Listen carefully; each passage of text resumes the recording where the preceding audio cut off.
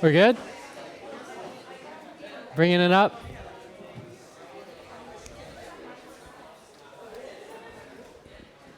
Oh, check this out. Okay. Do we have all the people? All the people? Good, good, good, good.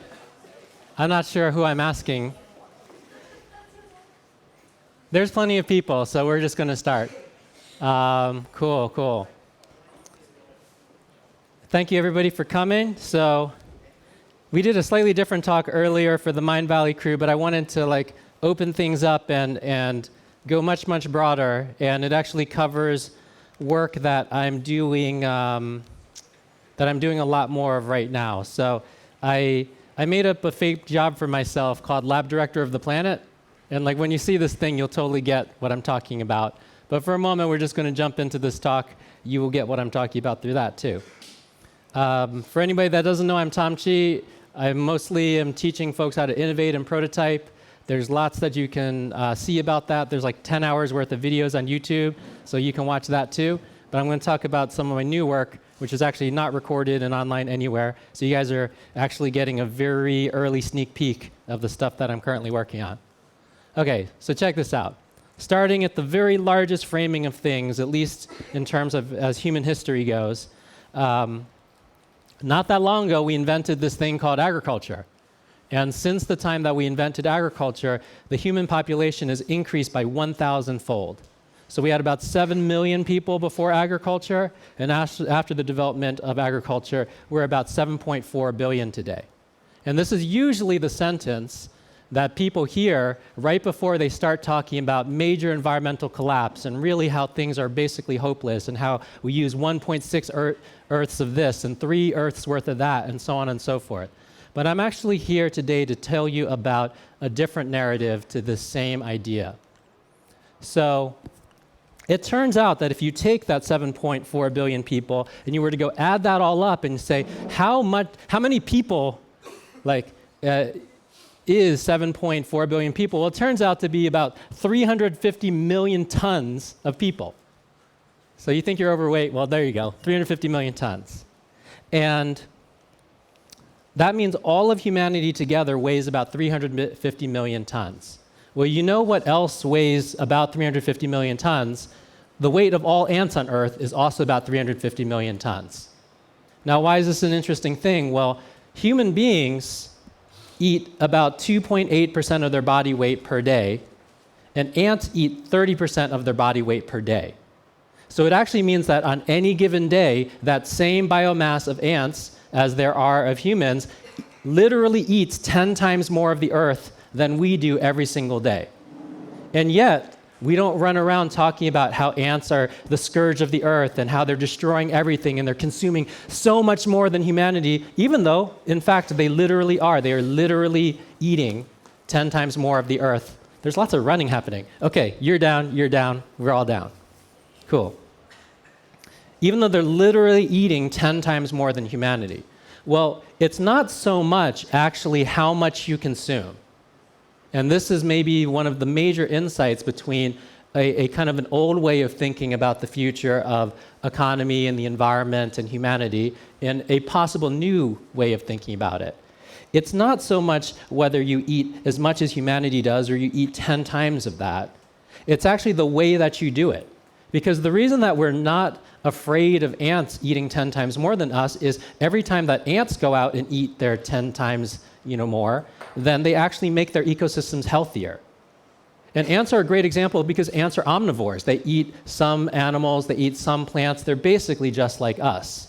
But in eating 10 times more plants and animals than us, they also aerate the soil, distribute nutrients. They effectively make every ecosystem that they are naturally a part of a healthier ecosystem than it historically was.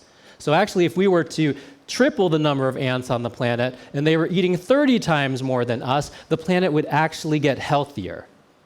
So in a way, this is a new idea for humanity, but it is actually an incredibly old idea. Are we good with all the walking?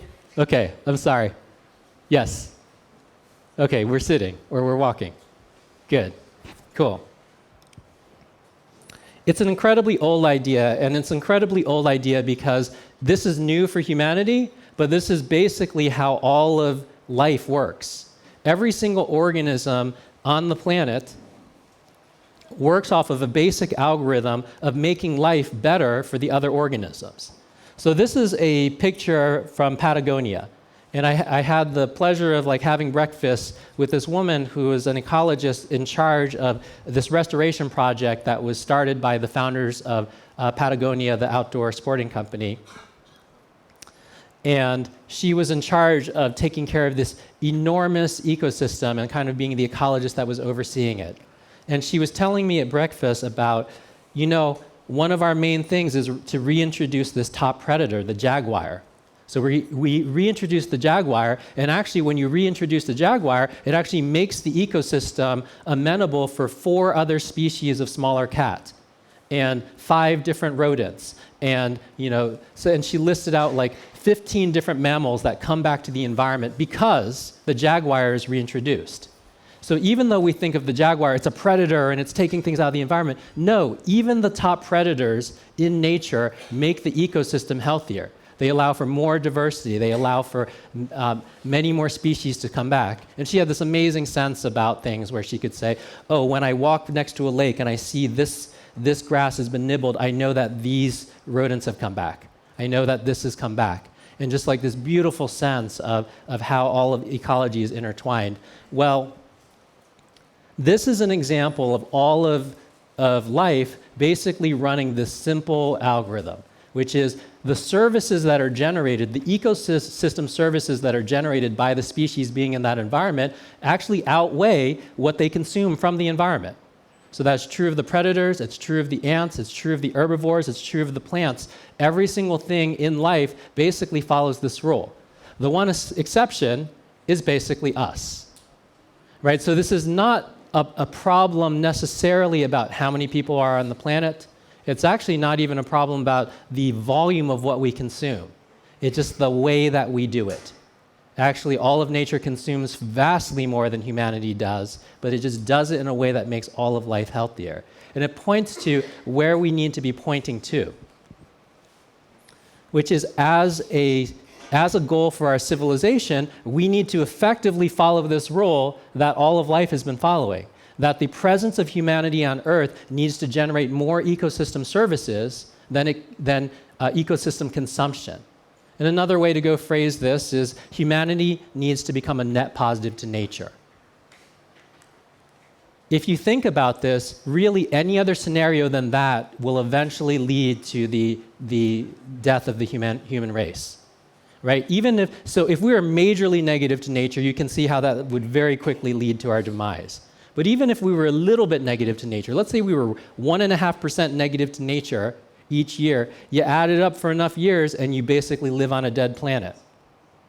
Right? Really, any other condition than being net positive to the planet leads to our demise. And I know a lot of you guys are probably passionate and you're interested in sustainability, and I'm here to actually say that sustainability is too low a goal. Because here's the thing about sustainability. Sustainability says, let me take exactly as much as what I give. I'll take it's sustainable. Nothing's hurt, nothing's helped by it. But if you actually track the way that we're getting sustainability done, sustainability tends to be this unique, alignment between technology, market, and environmental interchange. And it's because we talk about, this company has a totally sustainable way of doing this, and they take exactly, and they give back, and they use post-consumer. It's yes, there's this nice balanced interplay between technology, market, and ecosystem. But the problem with that is that technology and market are always changing. So even your sustainable thing, a thing that was running really well for you for 5 years, gets shaken up because technology and market change. And then you need to revise it, and then it gets shaken up. And every time it gets shaken up, you're basically unsustainable for those years when you've been shaken up. So even when we hit sustainability, we actually fail at sustainability. We need to aim at a target that is much more intense, which is we need to actively create ecosystem services that outstrip what we're pulling from the ecosystem. All right. So how are we going to do this? Before we get that, let me tell you how bad it is. Okay, this is a lot of charts, and all these charts together say that things are really, really bad. And I won't go into a bunch of the charts very specifically, but I will drop a couple simple ways to understand what we're doing right now. So you guys have you've heard about how we put all this carbon in the atmosphere and it's destabilizing the environment. Let me give you a little bit of context for the degree to which we're doing this. It's all good. So since the year 1990, we have put as much carbon in the atmosphere between 1990 and today as we did over the entire course of human civilization up until the year 1990. So think about all of human civilization before 1990. We doubled the amount of carbon output of all of humanity over all of time in 27 years. And what we're about to do is do that same amount, not in 27 years. We're about to do that same act again in 18 more years. Right? Now think about how much things got messed up just from doing that once. We're going to do that again in 18 years, and then the next time through we're going to do that even shorter in 15 years, and the next time through we're going to do that even shorter. This is what we're up to right now. The level of, can I curse? I'm going to anyway. The level of fuck up that we're up to right now is so much more than anything that you've ever heard, and I'm trying to make it very concrete to you guys. Now, how much are we effing it up right now? Well, we are basically putting 10 gigatons of carbon in the atmosphere every single year. And that sounds like some abstract figure. 10 gigatons, that's just as big, whatever that is. Well, here's a way to go conceptualize 10 gigatons. You guys know how much you weigh, and you know how much a car weighs, right? So you've ever tried to push a car, you know it's a pretty massive thing compared to you. Now imagine every single year I gave a car to every single man, woman, and child, 7.4 billion people, I gave them a car every single year. And then you took the entire mass of that car and made it into carbon. That's how much we put up in the atmosphere every year. That's how much mass. So if you think about how heavy a car is, that's what every single individual on this planet is putting up. Now, you guys living in a relatively developed city right here, actually you put up more than a car. You're probably putting up 3 or 4. Some of the folks that are living in villages, they're putting up a quarter of a car, a half of a car, depending on how they cook and depending on a couple other factors, because there's some dirty cook stoves and all that sort of thing, but it doesn't matter, right? Like, this is a visual for you to understand how much you are directly contributing. It's that much weight, that much mass for every single one of us. And this is put us in a position of being a carbon-generating civilization, basically polluting the atmosphere with carbon to the tune of 10 gigatons per year, every single year. Now, I worked for a long time, and I still do. I mean, I'm an investor and an advisor to a number of renewable energy, generation, storage, finance companies, and I love the idea of let's continue pushing so that the way that we generate and store energy, it gets us closer to carbon neutral. But the danger is the following. It turns out that we don't have enough time for all of that. Because even if we were completely carbon neutral tomorrow, which is not going to happen, of course, but let's say we were, like, I could magically wave a wand and tomorrow everything was solar and wind and we were completely carbon neutral tomorrow, we have over 100 years of warming that's already built into the atmosphere, right? Between 100 and 150 years of warming that are built in, depending on whose model you're after. Now, what does that mean if you have 100 years of warming built in? Well, a thing you may not have known much about is it turns out, I think that we even have a slide about this. Oh, this is horrible too. Okay. Actually, let me just show you this really quickly then. So this is the year 1750. We're at a concentration of 280 parts per million. Via coal, oil, gas, cement production, changes to land use, we added this much to it. But luckily, the land absorbed a bunch of it, the ocean absorbed a bunch of it, and the rest of it went into the atmosphere. And a thing that you guys may not know about this is that the ocean has already been saving our ass in a bunch of ways, that if the heat that was absorbed by the ocean was not absorbed by the ocean and it went just into the atmosphere, it would already be 50 Fahrenheit hotter in the atmosphere. We already would be dead. Luckily, a bunch of that heat went into the ocean, but the thing that's unfortunate about that heat going into the ocean is we are on a rapid trajectory for every single coral reef on Earth to die within 30 to 35 years. You guys may not have heard of this, but basically, since 1980, we've lost 40% of coral reefs on Earth, and in the next 30 years, we're going to lose the rest. Now, what happens if you lose all coral reefs on Earth? Well, turns out about 25% of all species in the ocean live in the coral reefs. So you're going to lose them for sure. But it turns out that 50%, over 50%, slightly over 50%, of all ocean species have either their food chain or reproduction chain pass through the coral reefs. So you're going to seriously disrupt, more than half of all of life in the ocean, and you're going to have a quarter of it just completely wiped out for all time. When you do that, we're talking about something that is basically tantamount to the entire collapse of the ocean as an ecosystem. 70% of what covers the Earth is going to collapse as an ecosystem. That's 30 to 35 years from now. And this is a great example why carbon neutral is not enough. Carbon neutral says we're going to keep on warming for 100 years. And in that time period, we're going to experience this and a lot more. And I don't know about you, but I don't want to allow us to have the world where we've wiped the ecosystem of the ocean clean, and in the 100 more years of warming, we're going to lose 25 to 50% of terrestrial species as well, right? We're verging on a dead Earth at that point. If you lost more than half of terrestrial and the ocean ecosystems collapse, you're basically living on a dead planet. And that is the optimistic scenario where we are carbon neutral tomorrow. In fact, we're not going to be carbon neutral tomorrow. Even with the Paris Accord, we're not turning back the hangover of 100 years. We're just growing it slightly less aggressively. Right now, we're adding to that hangover multiple years per year.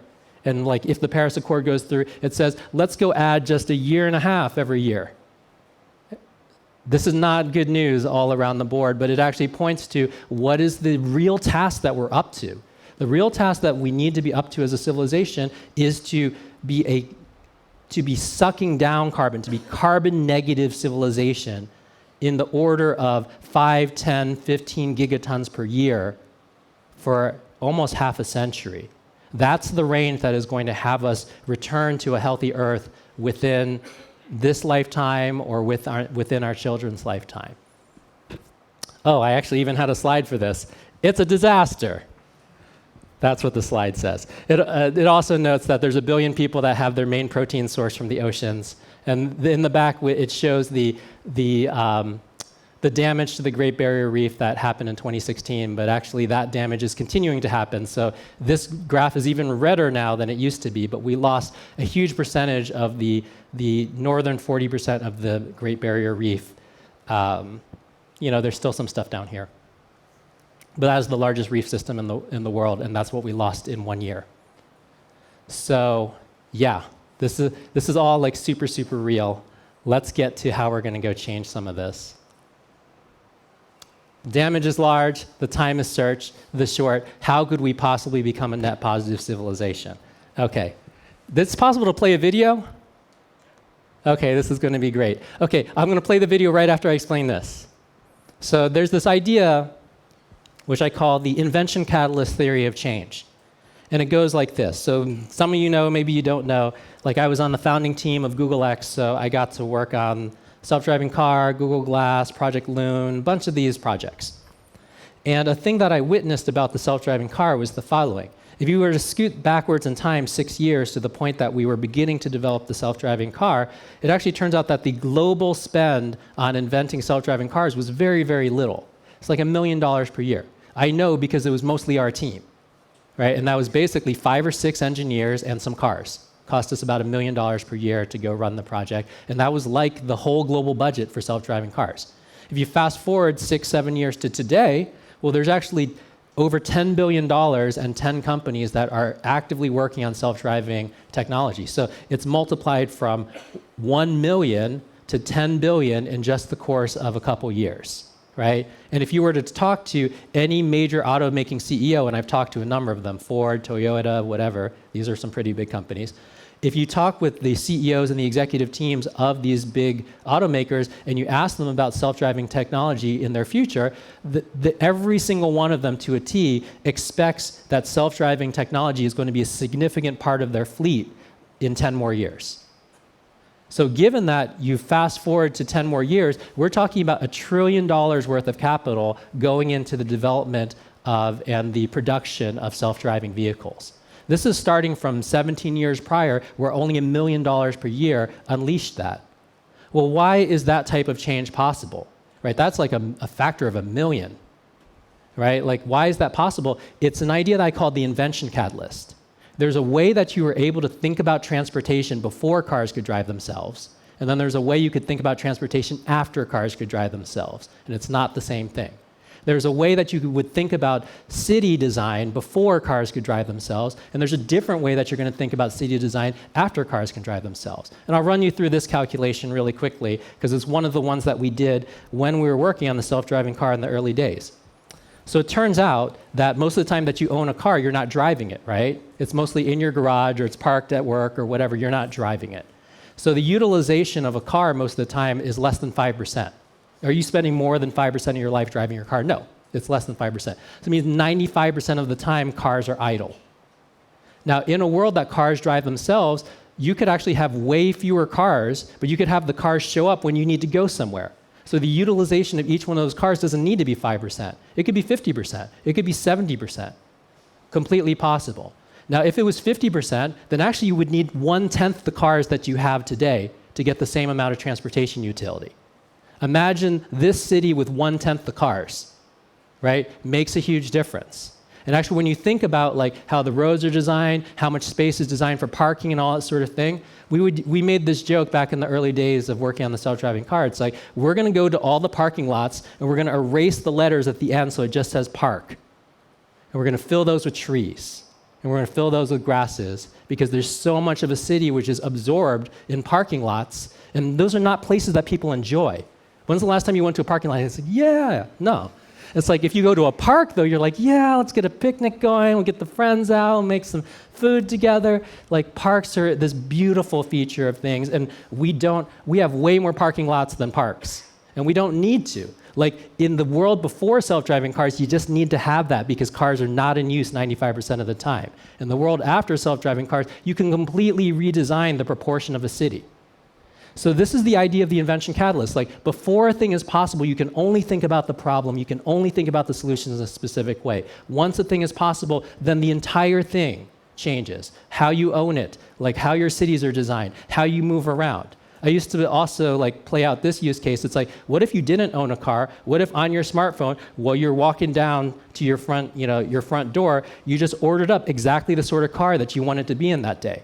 If you need to just pick up some groceries, maybe it's a 1-seater. Maybe if you're commuting with a friend, it's a 2-seater. Maybe if you have a hot date, it's a sports car, right?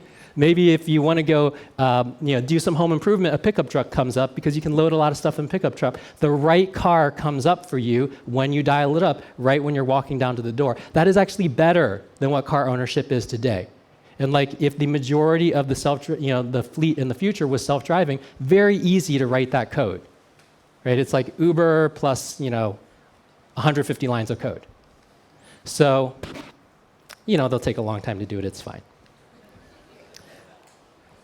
But with that in mind, now you know what an invention catalyst is, and we talked a lot about how dire things are. But what if we were to take the idea of an invention catalyst and apply it to some of these extremely dire issues? And with that, oh, you see there's a link over there. Can you escape the presentation and click that link? We're going to have you watch a video real quick, and then I want to talk about this one. Mindvalley.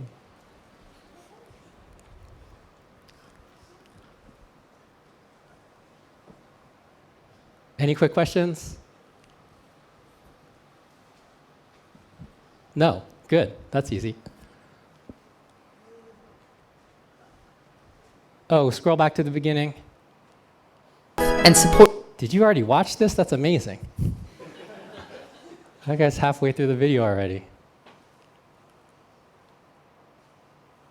Okay.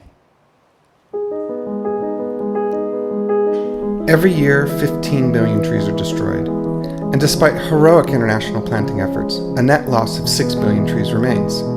For the 1 billion people that live in these forest communities around the world, this is not just a loss of trees. This is a loss of biodiversity, resources, carbon storage and jobs. There has to be a better way. My name is Lauren Fletcher, and we at BioCarbon Engineering are going to plant 1 billion trees a year using drones.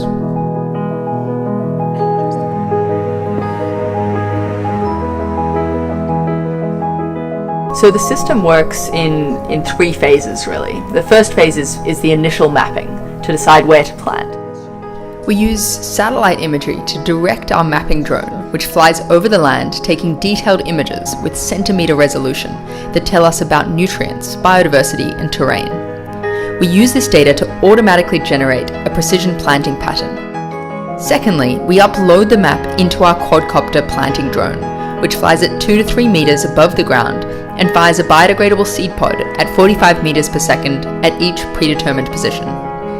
The seed pod penetrates the soil, is activated by moisture, and contains all the nutrients for healthy tree growth. As the trees mature, we can monitor growth and support decision-making around caring for the trees. This data is then stored and used to improve the algorithms to increase germination success in future planting missions.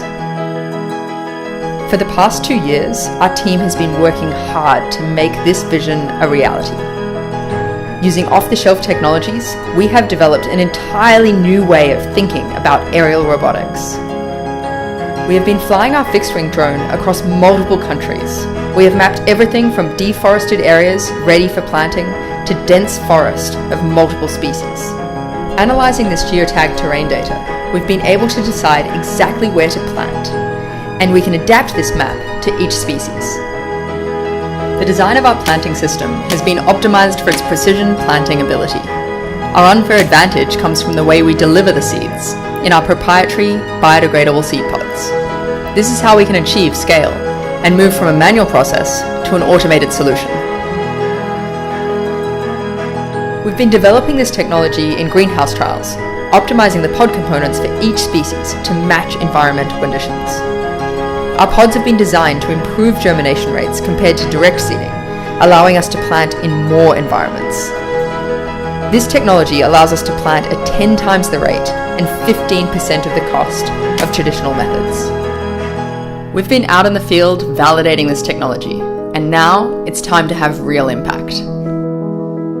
Healthy forests aid in fighting climate change. They improve water and soil and increase agricultural productivity.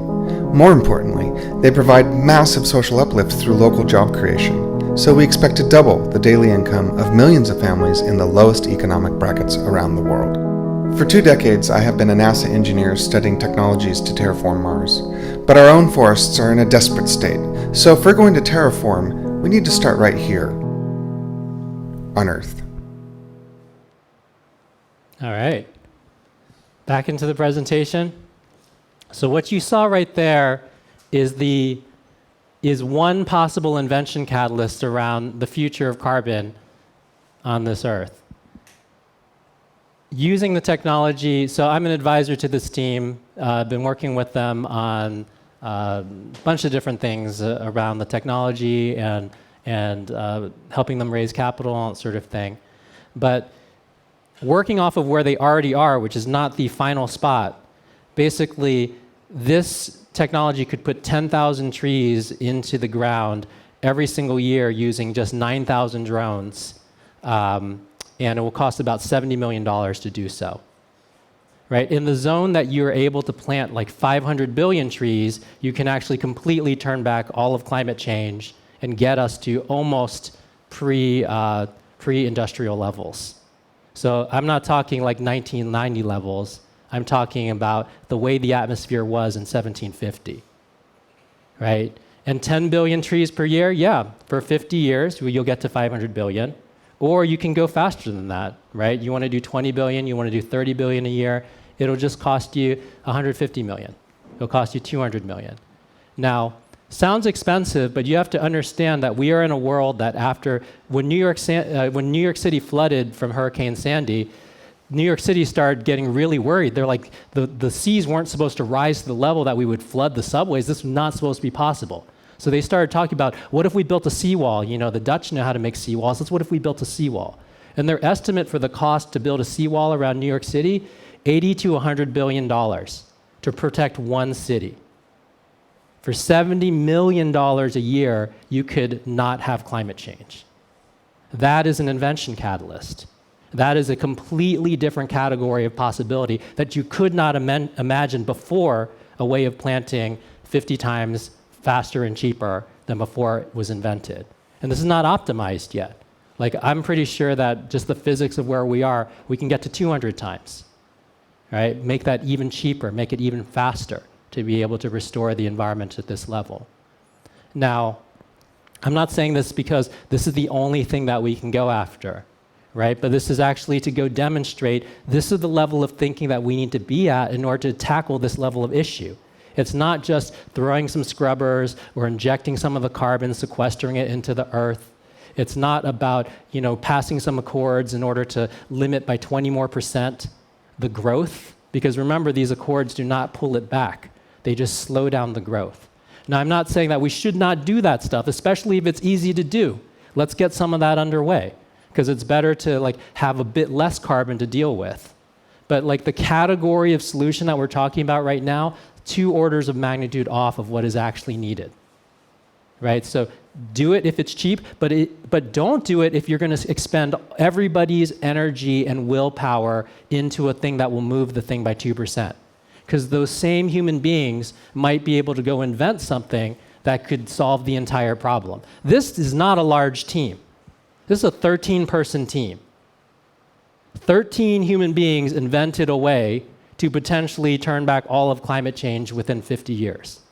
Let's let that sink in for a second, because there's more than 13 of you in here, right?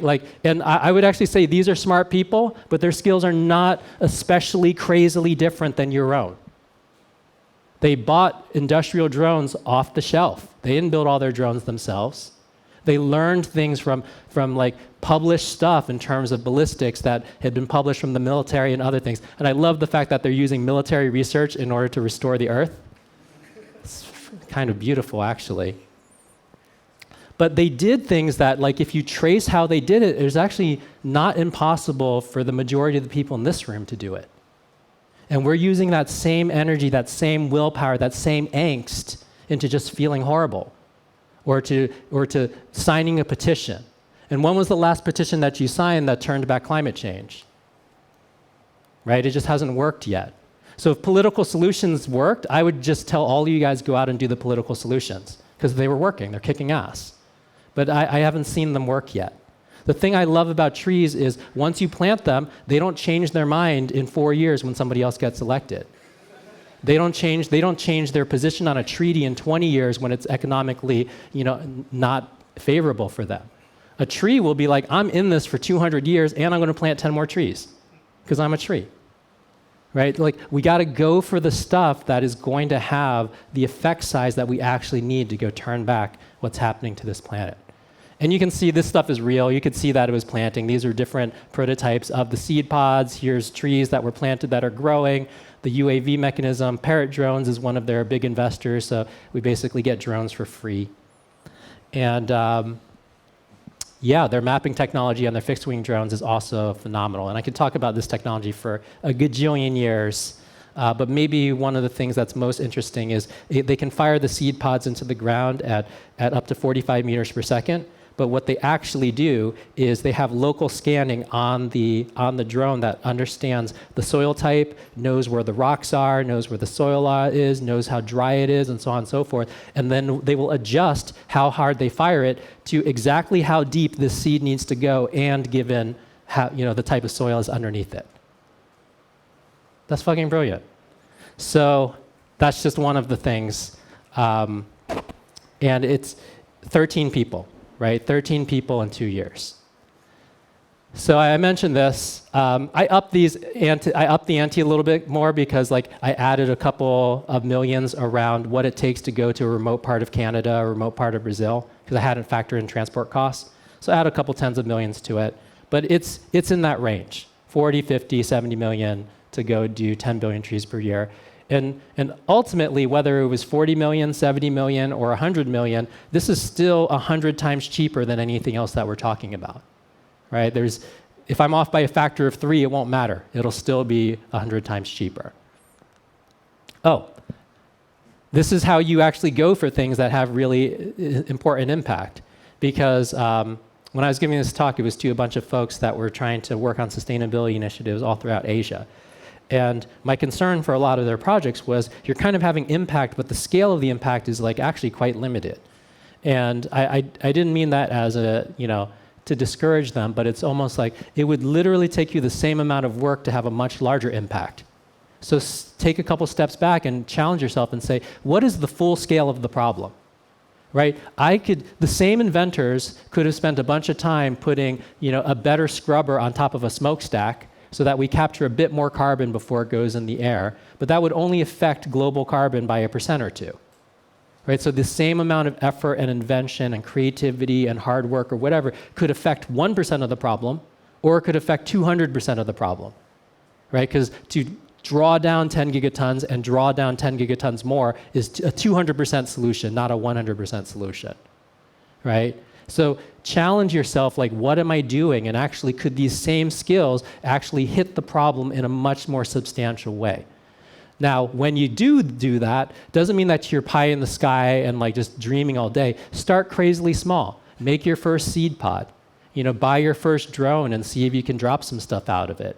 Like, go talk to some ecologists and talk about what you would even need to be planting, right? But start small, but start to focus on inventing things that change the nature of the game. If you can change the nature of cars so that they are 50, 70% utilized, then it changes the nature of the game of transportation. If you can change the nature of planting trees so it's 50, 100 times cheaper and faster, you change the nature of reforestation.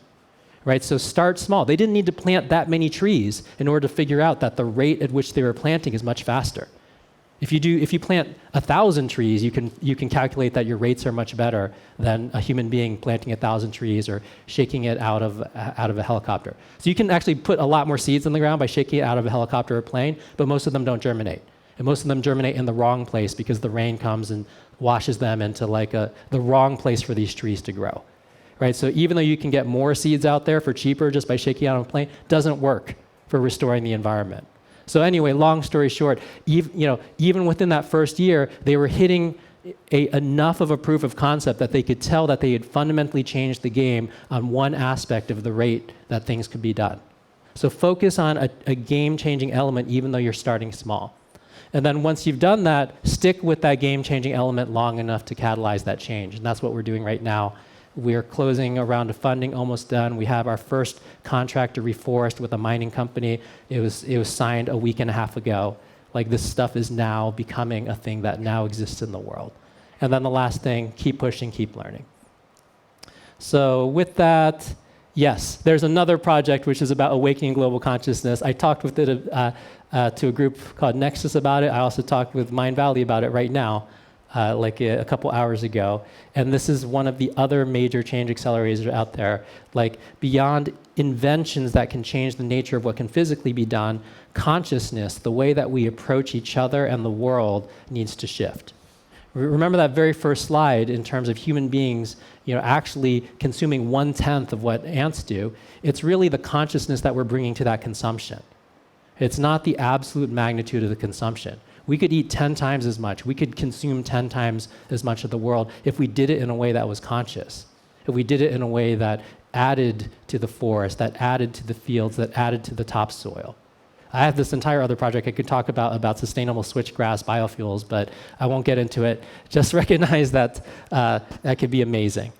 And relative to consciousness, I'm going to talk about one other project, which is kind of in this zone, but this is more of like a consciousness accelerator versus a invention accelerator, though there's a little bit of both in there. So in a different world, and some of you guys have tracked this work that I do, but I spent a bunch of time in the developing world working with communities living on less than $1 or $2 a day.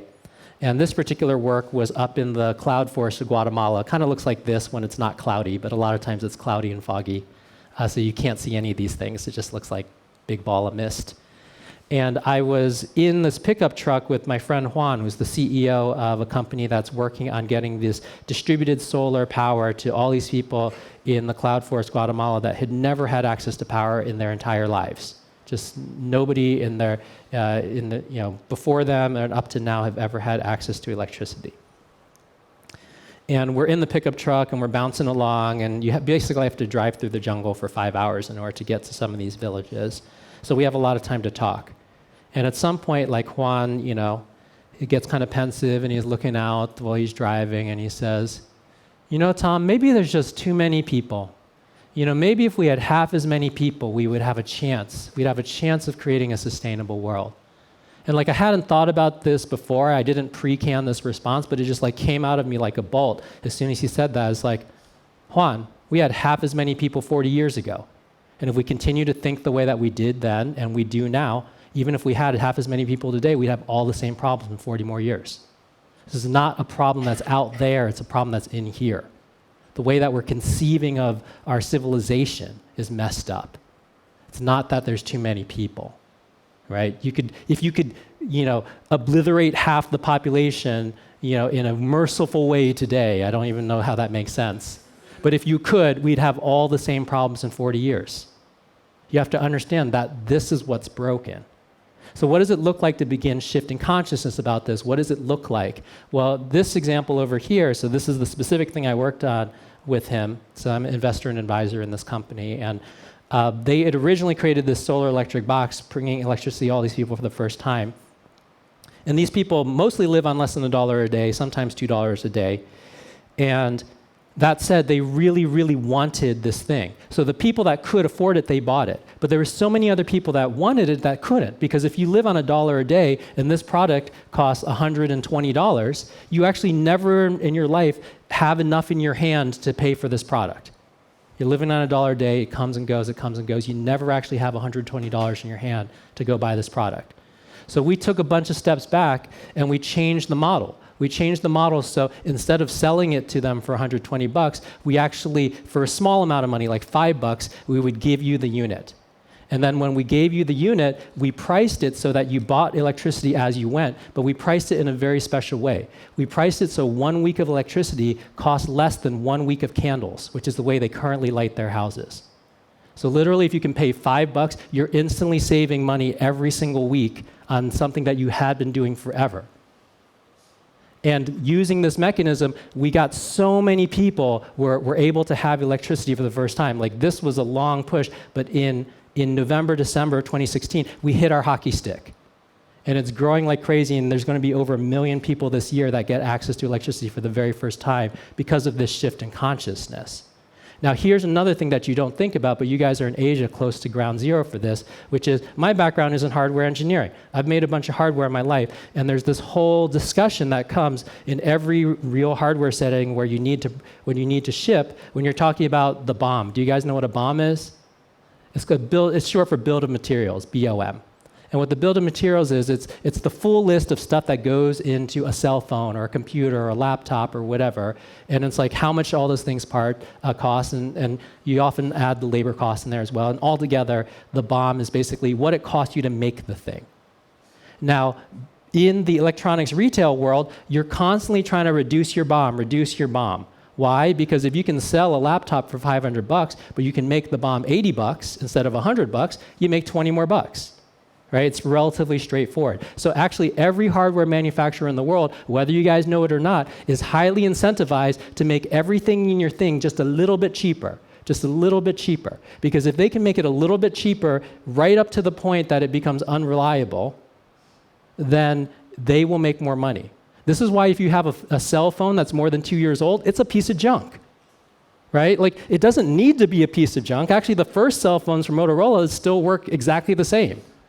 But in the process of optimizing the BOM, every single company is basically said, well, if you took this part and you replaced it with injection molded plastic, that'd be a little bit cheaper. And if you took that injection molded plastic and you made the wall thickness a little bit thinner, you would save 5% on material costs in your injection molds, and that would be a little bit cheaper. And if you were to replace this transistor with this other transistor, where the mean time to failure is 5 years instead of 11 years, that would be a little bit cheaper. A little. And this is why there's nothing that you can buy today that you have any faith that'll work in 10 years. Nothing. Now, when we started to do this model, when we gave the people the stuff and they paid as they went, it basically flipped everything on its head, because what it said was, I did the calculation for the team, hey, actually, if there's anything that we can do to this device that would make it last 2 months longer in terms of its average life, then it's worth $5 for us to go add that. And we actually went back in and we took a thing that was $120 and we added $15 to it. And by the end of adding that $15, we'd made a thing that's going to last at least 20 years, probably 30 years. There's nobody in the hardware world that's incentivized to make a thing that'll last 30 years. We were. And this was actually because of a shift in consciousness. There was no difference in the true electrical engineering skill that was required. It was all about evaluating components and like looking at the time to failures and putting it together. Literally the same skill set. Just this tiny tweak in consciousness about where you make your money. If you make all your money up front at the point of retail sale, then you are encouraged every single waking breath to make it cheaper. A little bit less reliable, a little bit more margin squeezed out, whatever, you'll throw it away in 2 years.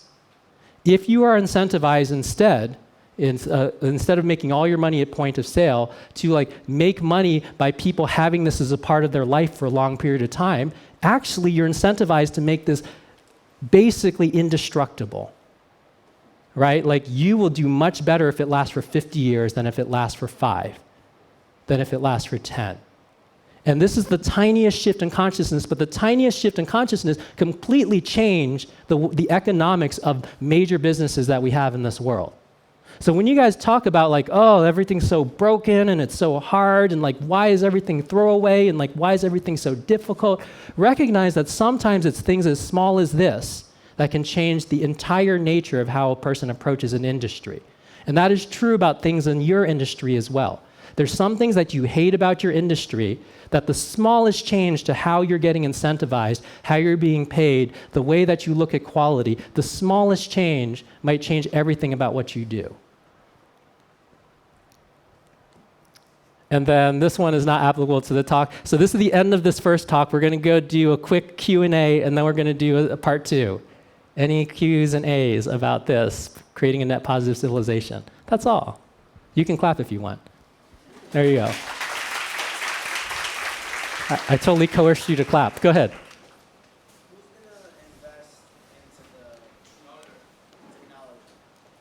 Who's going to invest in the tree technology? I can tell you because a bunch of people invested in the tree technology. Yeah, so what kind of investing? So Parrot, which is one of the largest drone producers in the world, has invested. We're in talks to go close about $750,000 with a forestry company, because like if they can reforest their areas faster, then they basically have a better asset for on the land that they own. So there's actually a number of folks that, people talk about like what's the economic incentive for protecting the environment, but here's the thing that you may never thought of, but like every single thing that you see in the world was either grown or mined. So it basically all came from the environment. So grown, mined, whatever. Everything around you that you see, the fabric in there, grown, like everything, every direction that you look, all the wealth in all of human history came directly from nature, grown or mined. This is a way of growing, basically. So there is no situation where this does not create a huge amount of economic wealth for us. We've just been doing it on borrowed time. Question right in front of you, that's easy. Hi. So basically what I do is basically what you do as well. I'm involved in reforestations. I'm involved in green building. Yes. We reduce water energy by 70%. And everything I do is actually to connect people back to nature. And I see that as a catalyst. And I saw another catalyst, it's how do I make forestry as an asset rather than a mere resource. Because we've been identifying a few catalysts in the forest that can actually protect a whole region of forest, like let's say forest science chem and stuff like that. Yeah. So for my point of view, when I see this, I see a lot of tools. Yes. But I think what's interesting is also the higher level than that, whereby if you like let's say if you let all these trees become machines to fix the world, so it becomes a profit added to what are your trees for. So let's say in now we have tsunami, etc. Countries are actually building coastlines. Sorry, could you get to the question, please? Yes, it is a very Respect long to question so everyone's far. time. Yes. Countries are building coastlines, coastal trees. Like and erosion everything. protection, yes. Yeah. So are you involved in things like that now? Like, are you looking at that now? Or So is it- this technology can plant any seed that is smaller than the seed pod. So if it's smaller than this, if the seed that you plant is smaller than this, it can plant it. So that includes like anti-erosion shrubs and other types of things can be planted with this approach. But is it something that you're actually Thank you. One question only. Thanks. Yes, well, we're not doing that yet, but thank you for working on forestry. And the same sort of thing is true around incentives for forestry, is that what I was saying about hardware. Because if a company just leases land to go log, they don't take very good care of it. If they're going to own the land for more than 10 years, they often will begin reforesting. Right, so really like a tweak in ownership structure and allowable ownership structures for that industry completely changes the incentives around how you treat the land. Yes, back there. Going back to the point your friend Juan had, do you think the way the population is scaling with this project, the reforestation project, would it be able to scale just as much? Because let's say in 100 years when there is no place for reforestation and like people cover the whole planet, do you think we'll be able to scale the reforestation just as much? I know it doesn't feel like this in Asia, but like most of North America is unpopulated. Like go into Google Maps and like scroll around North America, it's basically empty. You know, I don't know, South Asia and parts of Southeast Asia are not unpopulated for sure. But actually human beings do not cover that much of the surface of the earth in terms of where we live. Right, like we farm 11% of the Earth's surface, of the Earth's land surface. We graze, a bunch of percent, but actually the land that we live on is less than 5%. So it's not we're going to run out of land because we're living in too many places. And most of the world is still unpopulated. Most of the Amazon rainforest is unpopulated. We cut down like half of it, but people don't live there. Tom, shall we go on to the next? There's one more question next to you. That guy. Oh, there's two more questions, and then we're good. All right, Yes. Tom, you mentioned a little bit about growing grass and grass. Switchgrass. Yeah, switchgrass, Yeah. right? A few sentences. Carbon negative switchgrass. A few sentences about that project. This is amazing. Okay, that was already one sentence, so we're almost out of sentences. So basically, it's an engineered and selectively bred switchgrass that is designed to maximize the amount of carbon that is bound out of the air and into the soil. So soil is rich when it's rich with carbon. So if you've ever seen rich soil, it looks dark. That darkness is carbon. If you've ever seen degraded soil, it looks chalky or it looks reddish. It doesn't look black because it doesn't have carbon in it. So what rich soil is carbon-rich soil. Now, it turns out that what plants like to do, generally, is take stuff out of the air and make the soil richer. If you grow plants in a place long enough, the topsoil actually grows. But the way that we do agriculture does the opposite, because we've basically genetically modified and designed plants that deplete topsoil every single year. So we dump fertilizers and so on and so forth. Well, this team in Berkeley basically has gone into the basic genomic mechanisms by which plants are able to go bind carbon out of the air into the soil. And they've amplified those mechanisms. And what this then allows you to do, one example of what this would allow you to do is create a breed of switchgrass, of which I've already seen because they have 100 of these plants. I was visiting the lab a couple months ago. That binds a lot more carbon out of the air into the soil, makes the soil richer every year that it grows. And here's where it gets interesting. When you cut the switchgrass off and then you make it into biofuels, that's a carbon negative biofuel. You can put it in your engine and you'll still be carbon negative. Why? Because all the stuff that you cut off burns back in the air, but a bunch of it's still left in the soil. So every single year that you use that fuel, the topsoil is improving. So imagine driving cars around, and as you drive cars around, you know that actually you're improving the topsoil and fixing more carbon into the planet than you're using. That is a possible future as well. And overall, this is not out of the realm of economic possibility. If you look at the way that we grow crops, about only 1/3 of the crops that we grow actually go to feed us. right? And a bunch of that goes to food waste, so not even the full 1/3 of it. Half of it goes to feed livestock, and then 1/6 of it goes to biofuels right now. And if you were to shift that mix, which is like, and it's got perverse subsidies for corn ethanol and other things that are not actually productive, but if you could switch out corn ethanol subsidies with like modified switchgrass that is like building soil, you can plant switchgrass on all these degraded lands, build up your soil, create a carbon negative biofuel, and then change the mix of oil consumption to oil that actually makes it so that our planet is getting healthier when we drive with gasoline. So, yes. Invention catalyst. This is my job. Yes, last question. Okay. No, just use it. It's good. We have the technology. Sorry. Just a quick thing about your Kingo Energy thing. I was wondering if you had any ideas about how to encourage, say, big appliance manufacturers to move to like a subscription-based model the same way that you guys did, because then we'd have indestructible washing machines and stovetops. You know, we're actually almost not that far, because cell phone carriers are playing around with, what if you just paid a certain amount per month for the device, and actually you automatically upgrade when it gets to 2 years. So they reclaim the device, and then they give you the updated one. Or you can keep it and just keep paying that amount. So we're not crazily far from it, but we're still doing that in a way where it's like based on the old cell phone designs.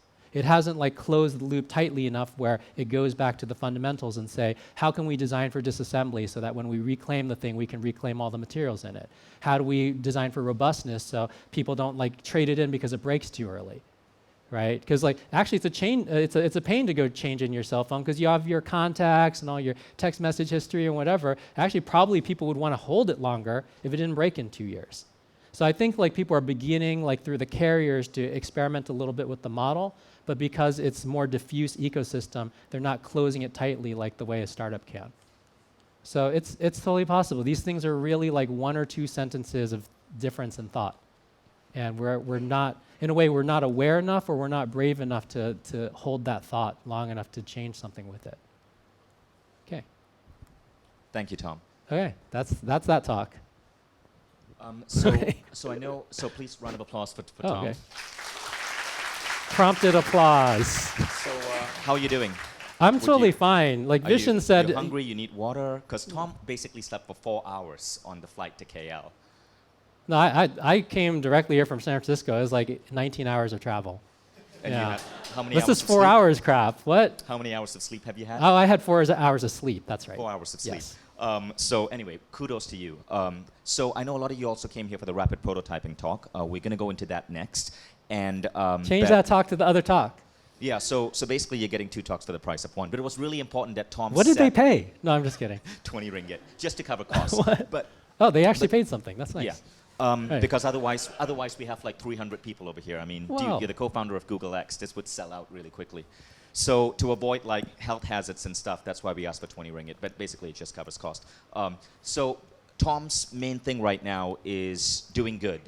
His Twitter handle is the Good Tom Chi. It's about helping people awaken to the fact that global warming is one of the craziest threats facing humanity right now, and we can do something about it. As you saw from the drone project, right? That can be achieved for 0.01% of the US military budget. It's mind-blowing what we can do when we apply our brains. Now the question is, how do you apply your brains to take that step forward? And this talk is mind-blowing. So, Tom, whenever you're ready. Okay, sheesh. He talked it up way too much. Everybody lower your expectations. Lower your expectations. Okay, cool. Yes, talk number 2. It's all good. Yes, thank you. Everything is happening. And he was like, oh, your Twitter handle is the Good Tom Chi because I'm doing all this good. No, actually, I got the Good Tom Chi nickname from my hip-hop group 20 years ago. So that's whatever. Okay, check it out. So this talk is called Rapid Prototyping X. This is, you saw a bunch of these invention catalysts, like the self-driving car and like these drones and switchgrass we talked about, but I didn't make the slides for, though it's amazing. This is really like, what are the practices that one uses in order to go invent in that way? And it's called Rapid Prototyping X because it was the foundational practice of how we did our work inside of a group called Google X. And Google X invented the self-driving car and Project Loon and the contact lenses that do continuous glucose monitoring and Google Glass and the new approach to artificial intelligence called semi-supervised learning that used 64,000 simultaneous cores in order to automatically recognize cats from YouTube. There's lots of cats in YouTube. That's what we found out. And a bunch of other stuff. So how do we do that? Oh, and actually, like, here's kind of the secret, which is that, like, the assumption is when people hear all these things that Google did on that front, it's like, well, it's because, like, Google's got, like, 1 million great engineers, and they've got, like, so much money, and they, like, threw all these resources at it. That's all the things that did it. But if you guys have heard of Project Loon, it was 5 people in 4 months built 100 hardware prototypes for $70,000. And by the end of that 100 hardware prototypes, we had multiple balloons up at 25 kilometers doing laser line of sight network communications with each other. That is not a lot of money. That is not a lot of time. That is not a lot of people, right? That was true of the tree planting drones too, right? 13 people over 2 years and very little funding, about $1 million of funding, basically created something that could turn back all of climate change. Now, it's really not so much about like whether you're throwing millions of dollars of resources or tons of people at it and all that sort of thing. It's really about the way that you're doing that work. And this talk is really about how you do that work. So on my first day of the job at Google, I got in there and there was no Google Glass, there was no cars, there were no balloons, there was no contact lens. It was just 8 people in a room talking about like, what's the group that we're about to go make? And we also had a piece of paper that said something like, what if Google was in your brain? Which sounds kind of terrifying. And then the couple sentences after that said, well, what we mean is right now Google is a web page that you get to on a browser, and that browser is accessed through a device, and you get on that device by logging in, or if it's a mobile, you unlock it, and you got to open the browser app and whatever. And it's like, given that the distance between you wanting to know something and actually knowing it is all these steps, these 4 or 5 steps. So they imagined a world like, what if in the future, as soon as you want to know something, boom, you would instantly know it. And wrote about a paragraph on it. It covered about 1/3 of the page. And the very last sentence of that not even full paragraph basically said, realize this in less than 5 years. Done.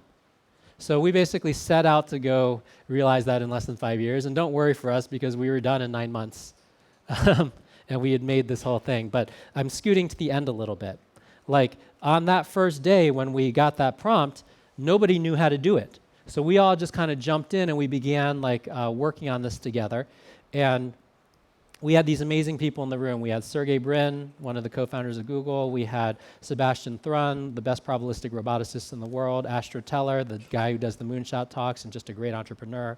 Babak Parviz, amazing bioengineering and electrical engineering genius that now is the head of innovation for Jeff Bezos at Amazon.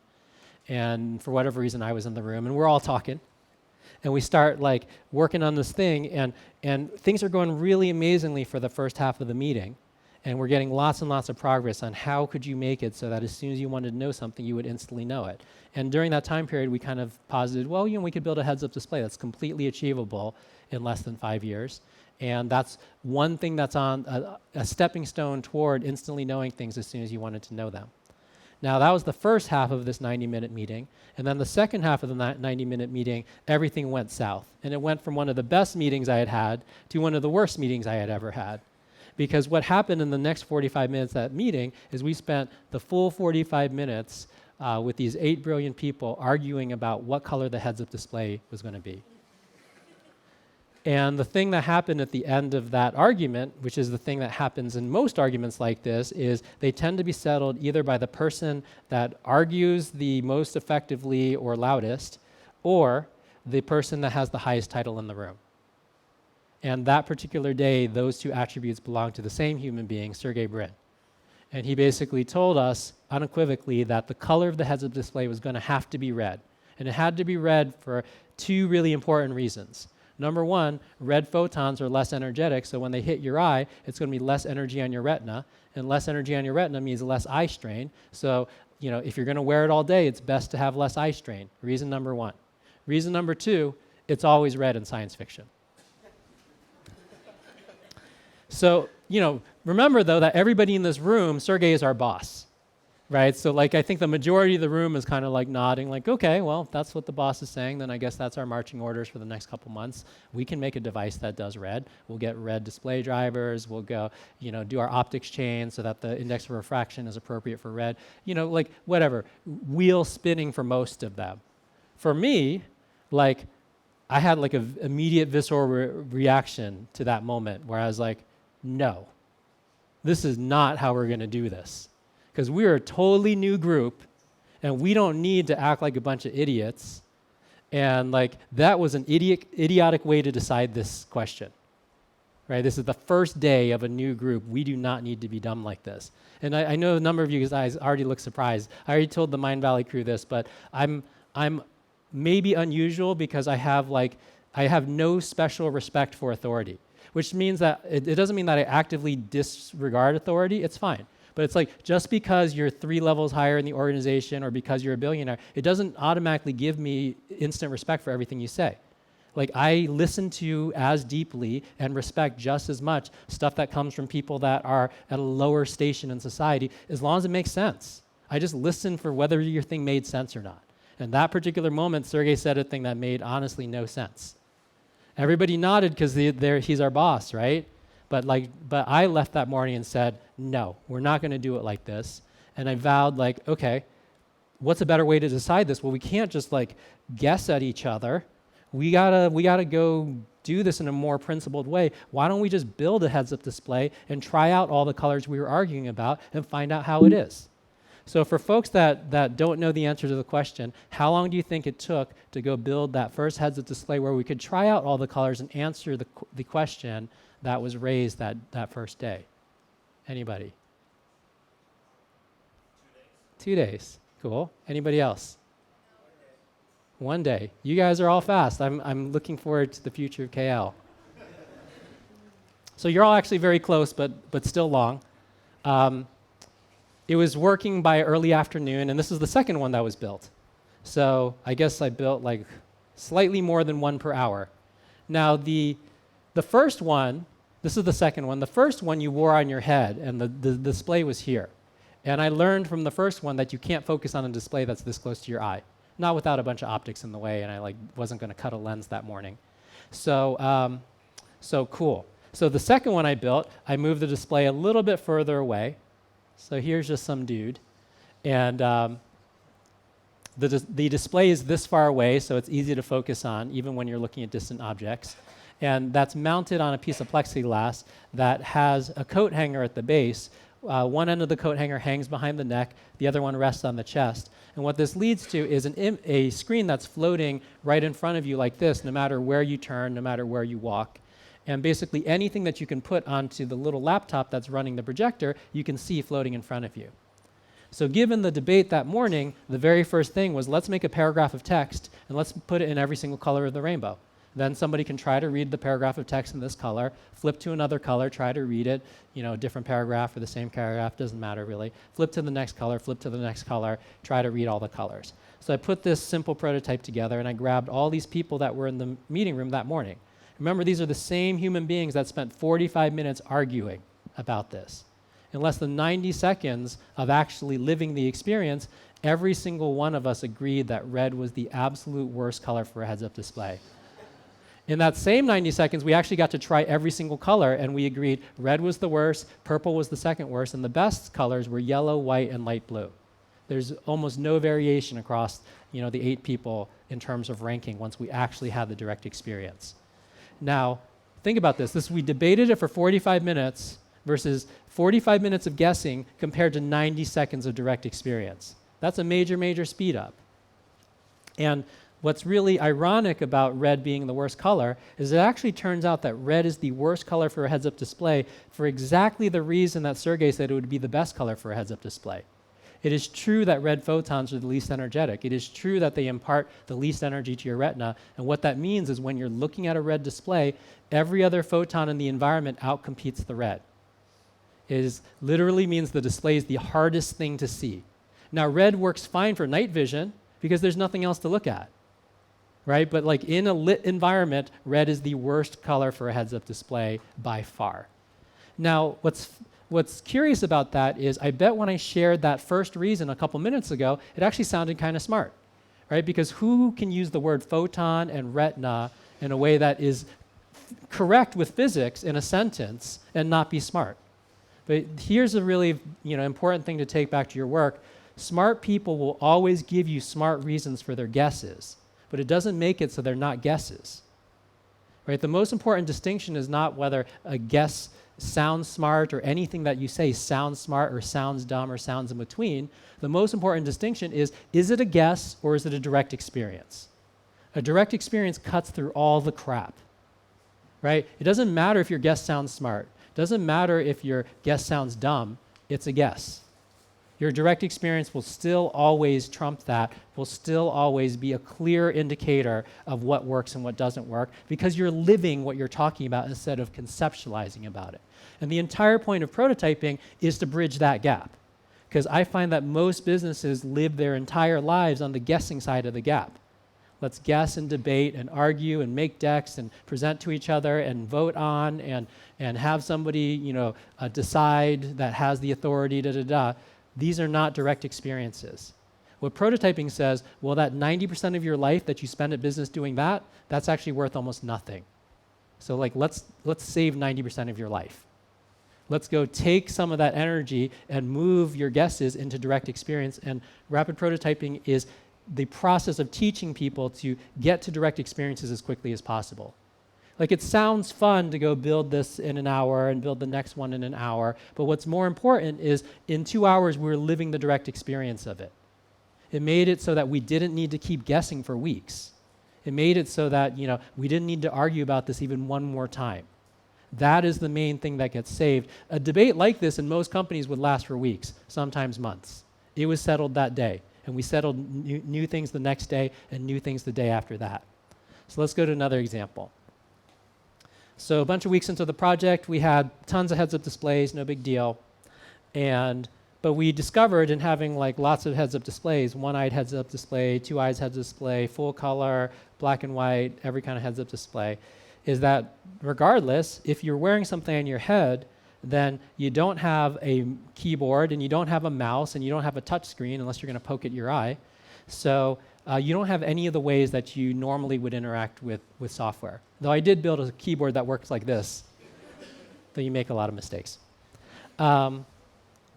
So we had all seen this movie, though, and we kind of thought to ourselves, well, hey, if you're wearing something and it had a forward-facing camera, then you could see your hands. And if you could see your hands and you knew where the display was and you knew where your eye is, you have all the geometry that's required to make it feel like you're just directly touching, directly pressing that button, directly grabbing that window and pulling it to the side, minimizing this, pulling up the keyboard directly by just touching the thing that's floating in front of you. So same question as before, how long do you think it took to build the first version where folks could move their hands in space and feel as if they're manipulating the software that's floating in front of their eyes? Anybody? It's so quiet. 30 minutes. Damn. Anybody else? A week. Are you guys thinking about how fast you would do it, or you're thinking how fast I would do it? Because I'm either super impressed or not impressed. So it's good. So you're very close. It's 45 minutes. And the way that it got done is we had advanced technology. We had a rolling whiteboard. And on the top of that rolling whiteboard, I taped a coat hanger shaped like a W. And in each one of the grooves of the W, we put a little strand of fishing line. And at the end of each fishing line, we tied a hairband. And you're actually very close to the right amount of time, because in that 45 minutes, 20 of that minutes was spent finding 2 hairbands in a department mostly of men. So the actual assembly was 25 minutes, so 30 minutes was very close, actually, once the materials were together. Now, what the heck is that for? Well, what you do is you put a hand in each hairband, and when you move your arm, it basically creates tension on the line. As tension goes on the line, it pulls up the other end of the line, and that other end of the line is tied to a chopstick, pivots over a binder clip, has a pen as the fulcrum, and the other end clicks a presentation clicker. So it means when I do this, then the screen will change. And using something like this, I can have an image gallery where I say next image. next image, previous image. I can have an email program where I say, open that email, press reply, begin typing, right? I can have, and we built 5 different pieces of mock software in about 30 more minutes after the hardware was built. Yeah, a media player, a email program, a social media feed, like all these different classic interactions that you might want to go deal with software. And as soon as that was done, a good rule of prototyping is you should never be the evaluator of the thing that you built. And knowing this, I was like, I should not evaluate this, even though it's pretty badass. So I went and grabbed like 5 people from the office, one by one, and I brought them over.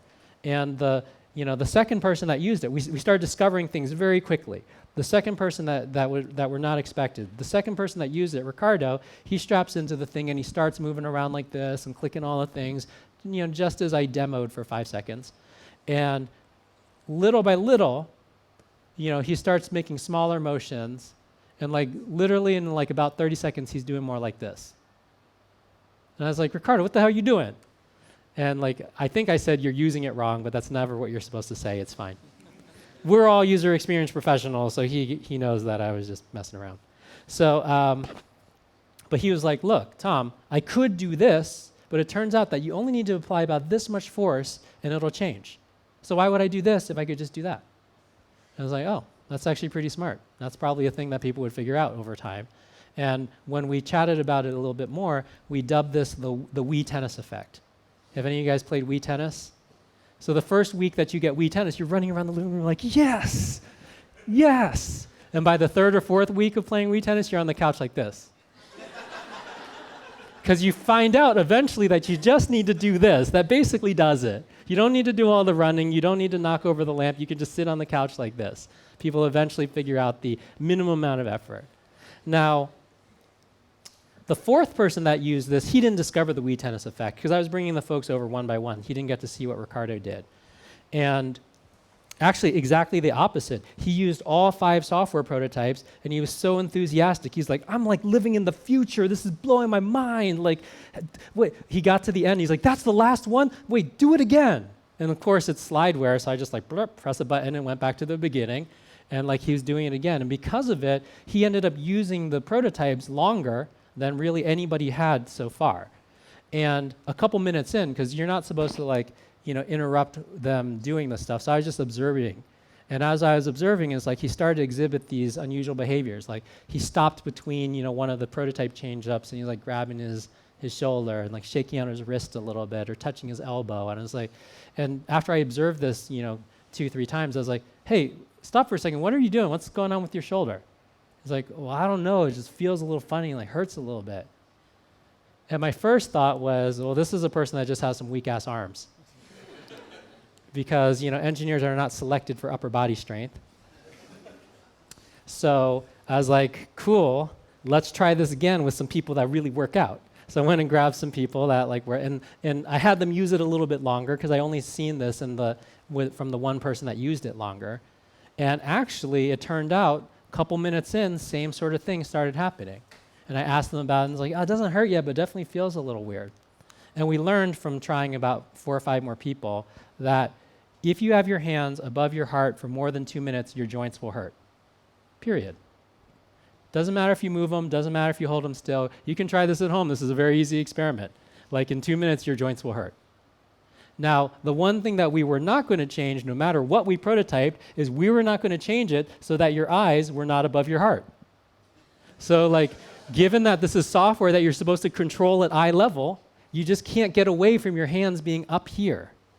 Right? And when they're up here, which gives you the illusion of really touching these things, then it's above your heart, your arms will begin to fatigue. So it was actually for that reason. We built a 45-minute prototype and we discovered something that was really fundamental about human physiology, and it was for that reason that we decided not to go down this direction for glass.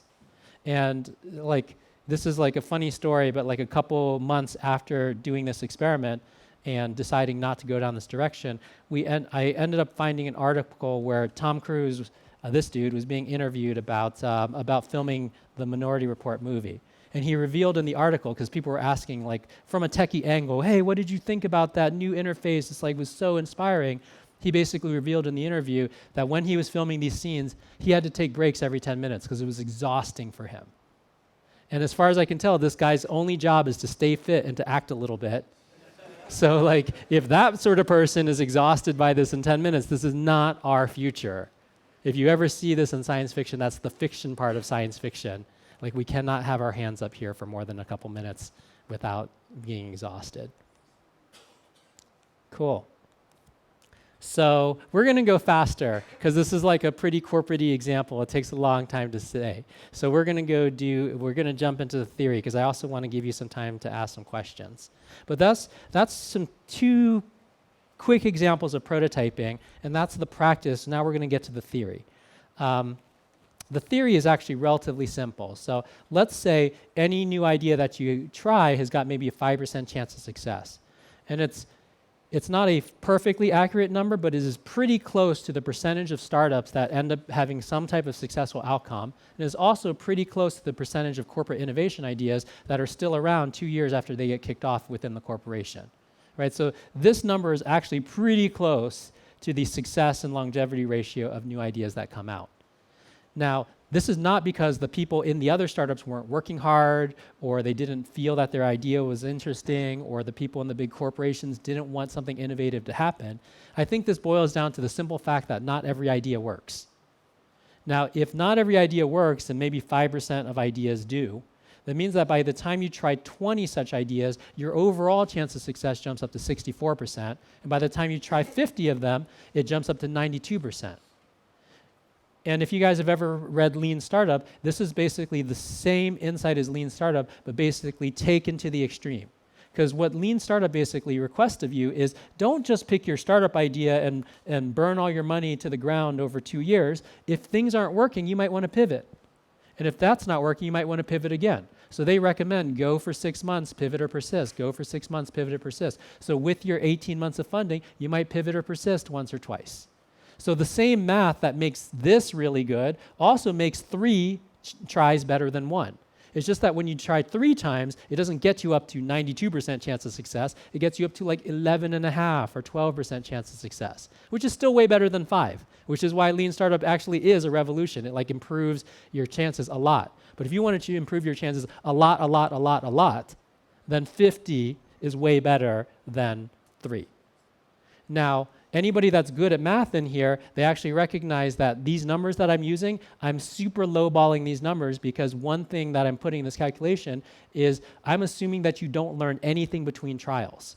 This is as if it was pure chance every single time. In truth, as you do these trials, you learn more and more and more. So the worst you could do after 20 trials is 64%. You tend to do much better. The worst you can do after 50 trials is 92% chance of success. You tend to do much, much better than that. But the way that you actually achieve this is just this single sentence. Instead of trying to get the right answer on any given rev, what you're actually trying to do as in this process is you're looking to maximize the rate of learning by dramatically minimizing the time to try things. So it might be fun to go build the Minority Report interface in 45 minutes, but what's more important than building in 45 minutes is the time to try got really, really small. So we learned everything that we needed to know about that interface literally within 1 afternoon. It was built, mid-morning, and by 2 in the afternoon, we learned everything that we needed to learn about that. That same learning could have taken us 2 months. My formal training is in electrical engineering, signal processing, control systems, robotics. I know how to go build the same Minority Report interface with an IR time-of-flight sensor that basically creates like a point cloud that can be resolved into a skeletal model, which can be mapped into a gesture mapping library and so on and so forth. But that would take like 5 days to do, right? So it's like, instead of learning that same lesson in 5 days plus testing time, we learned it by, like 2 hours after lunch. And when you do this consistently inside of your organization, you can learn into impossible things, like making a self-driving car or putting balloons to go provide internet to the earth, because you are doing 100 hardware prototypes in 4 months instead of doing 2 hardware prototypes in 4 months. Just the reduction of the time to try cannot help but increase your rate of learning. So the thing that's under your control is not whether your next trial is going to be successful or not. Let's just say all trials have got a 5% chance of success. You never totally know that the next one is going to be the one. But what you absolutely can control, even though you cannot control whether the next one is going to be the one or not, you can control how much time it takes you to do a trial. So every single one of you in your businesses, there's a way that you're making things, and there's a certain amount of time it takes to go try a thing in the way that you're making things. And whatever that time is, quantify it. Maybe it's 2 months for you. Maybe it's 5 weeks. Maybe for some companies that I've worked with, it's 2 years. Right? And whatever that time to try is, challenge yourself. How could you make that 5 times faster? How could you make that 10 times faster? How could we get the majority of the learning from a lighter prototype that might happen in 1/5, 1/10 of the time? And when you begin to act on that, then that is the process that makes it so that your rate of learning goes through the roof. This is a really important, I'm going to talk a lot for a slide that has almost nothing on it, right? And actually, it gets worse after this because there's some slides that have even less, and I'm going to talk more about them. But existential question, why are big companies afraid of startups? Because you know all these big companies are like, we got to be more like startups. We got to be competitive and innovative like startups. Like, these startups are going to eat our lunch. Now, you hear this all the time. You read Harvard Business Review, you read Fortune, you read whatever. This is what it sounds like from big companies. But why are they afraid of startups? Well, here's the thing. It actually turns out that startups have almost no advantage over big companies, because big companies have tremendously more financial resources, right? They have way, way more money to go apply to any kind of thing that they could to go innovate. So it's not the money. It's also not the people. A lot of times people like mythologize, the founders were so amazing and they could never be replicated. Trust me, if your big company has more than 500 people in it, you have more smart people than basically any startup, right? Any like 10-person startup, right? So all these 10-person startups that people are intimidated by, if your company has more than 500, 1,000 people, you definitely have more smart people than them. So it's not having more money, it's not having more smart people. The only advantage that a startup has is its rate of learning is higher. And what it looks like is this: if you're the big company and you're plugging along and you're improving your product little by little and you're learning about it little by little, quarter over quarter, year over year, and then here's this startup down here with no market share, but they're learning like this, it means that because of their higher rate of learning, at some point these lines will cross. And just the fear of those lines crossing, that is the biggest, most essential, scary thing about a startup. Like, the only advantage that a startup has is managing its rate of learning. So if you are focused on anything else in your startup, you're giving away the one advantage that you have. And I'll make this point even harder, because as an investor, here's a thing that I actually do. So I invest in a bunch of companies, and I have this really unique way of evaluating companies. I don't give them just one meeting. I give them 2 meetings, but they're shorter meetings, right? So I don't give them an hour. I might give them 2 30-minute slots. But those 2 30-minute slots are spaced 6 weeks apart, because they're going to come in and they're going to tell me the thing in 30 minutes, give me the whole pitch, da-da-da-da. If I then see them in 4 weeks, 6 weeks, and they're telling me the same stuff, that basically means their rate of learning in the last 6 weeks was 0. That means the one thing that they could possibly have as a startup to their advantage, they don't have. And it doesn't matter how good you gave the pitch, how charismatic you are, all the numbers that you put in your model that seem so convincing. If nothing changed in 6 weeks, you have forfeited the only thing that a startup has as its advantage. And I instantly don't invest, right? So think about how many times you use the same pitch 4 weeks later, 6 weeks later. No. Like, if you're in a thing that is meant to be your bread and butter, in terms of how you're changing the world, that better be changing every 4 weeks, every 6 weeks. I challenge companies that I work with. It's like, you should be getting, 3 to 5 key learnings every single week that materially change your business. I want to see them, right? Like, if I come in 2 weeks later and you don't have another 8 for me, I question this. Like, what are you doing then? Like, where did these last 10 days go? Like, you had an ideal around how to pitch this to your customer. Where's the results from that? How did you change the pitch? How did you improve it? You had 10 days. That's a long time. For a startup, that's forever. So I'm dwelling on this because this is the heart and soul of why startups are innovative, but it's also the heart and soul of how big companies can become innovative. It's just simply this principle. Now, there's 2 corollaries to this principle. One of them is you don't need to guess. You can just learn. So there's an implicit calculation that everybody is doing when they spend all their time guessing and debating about what they're going to do. And that implicit assumption is that guessing is cheaper than building. Because most of us are told, hey, well, you have an idea in a meeting, well, just put your best educated guess out there because it's really cheap to guess. It'll take you 30 seconds to think of your guess, and it's really expensive to build. It'll take us 4 months to build it. But actually, both of those statements are wrong because guessing is not that cheap. What happens is when you start guessing is everybody's guessing at each other, and you get all the way to the end of the meeting, and you haven't decided on it yet, and you're like, oh, we didn't come to resolution yet, so let's reconvene next week to go talk about this more. You're like, okay, fine. So you're guessing some more next week, and it goes another week. And by the end of that, it's like, well, we really need to decide by now. So-and-so made a deck about this, and that looks pretty good. So why don't we? And by the end of it, you spent 3.5, 4 weeks to get your guess done. Now, if you can actually prototype, if you can convert something from a guess into a direct experience in an hour, in a day, in 2 days, then actually solving the problem with direct experience becomes cheaper than 3.5 weeks of guessing. Just think about the last important decision that your business made. Did they make them in a day? Did they make them in 2 weeks? Did they make them in 5 weeks?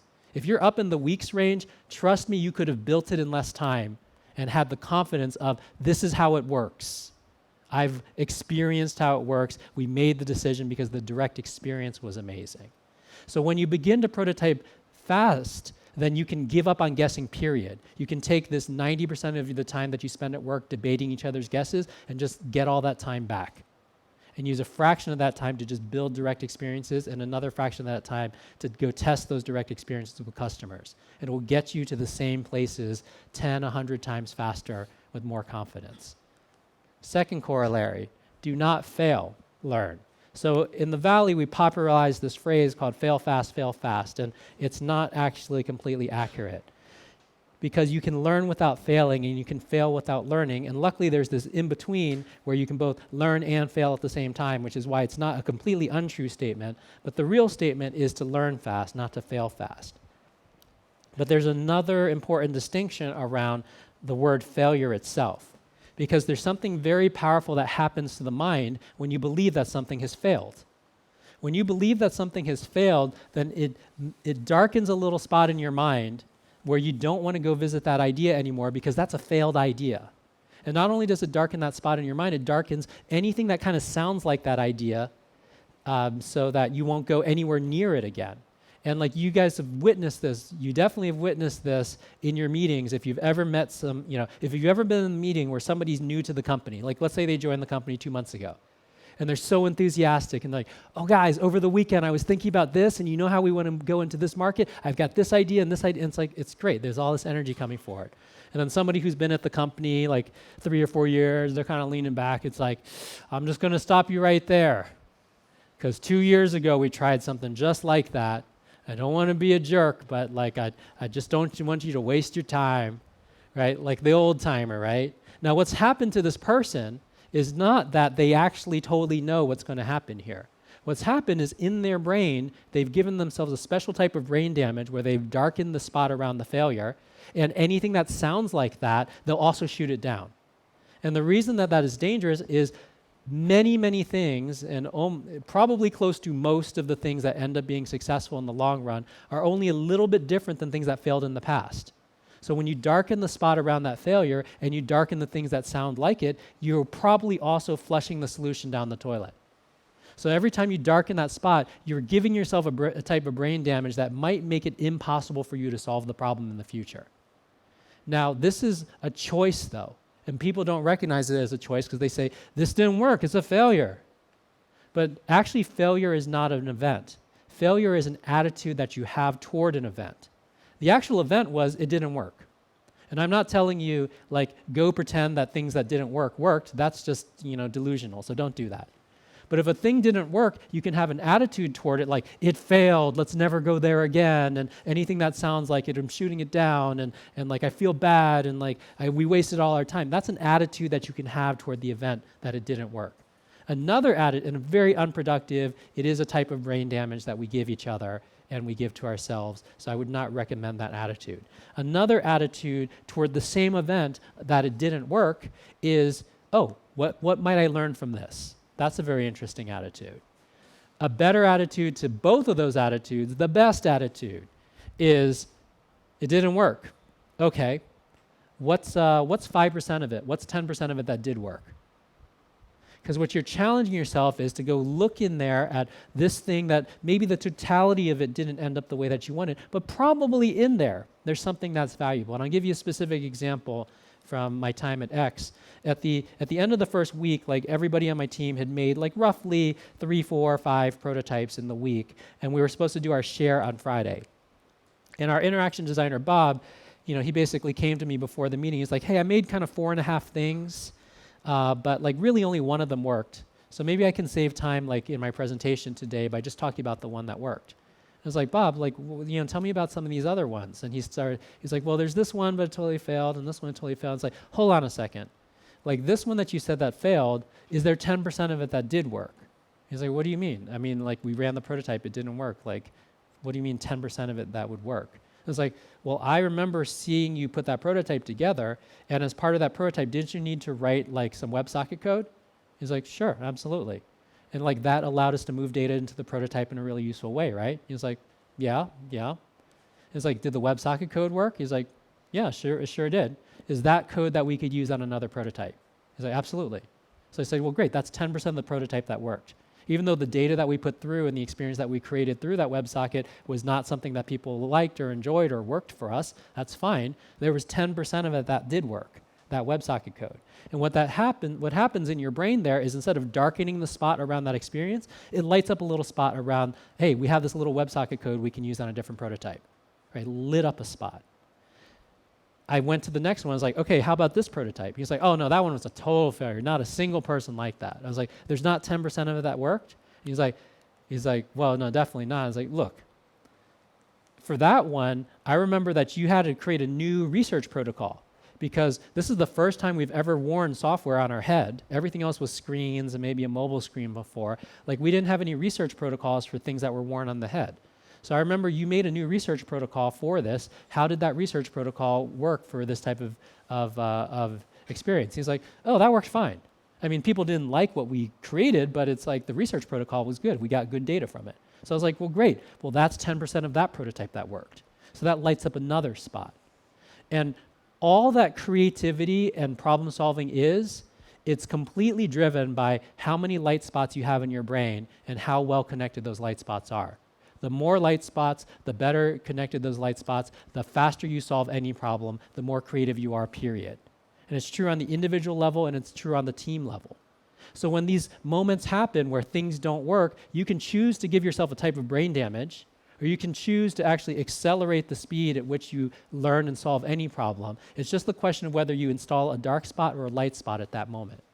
And if you guys have ever seen somebody, you guys have witnessed this phenomenon before, if you've ever met somebody who studied 2 different fields of study in school, right? So maybe a person studied both architecture and dance. And if you hang around a person like that, they'll see a dance, and like in the process of seeing the dance, they'll see how the relationship between the dancers creates architectural space that people are then playing, and they're seeing so much more to it. And when they see a building, they can see how the shape of the building is evocative of a type of motion, or the structure of the building allows people to flow with each other in a particular way. They see more.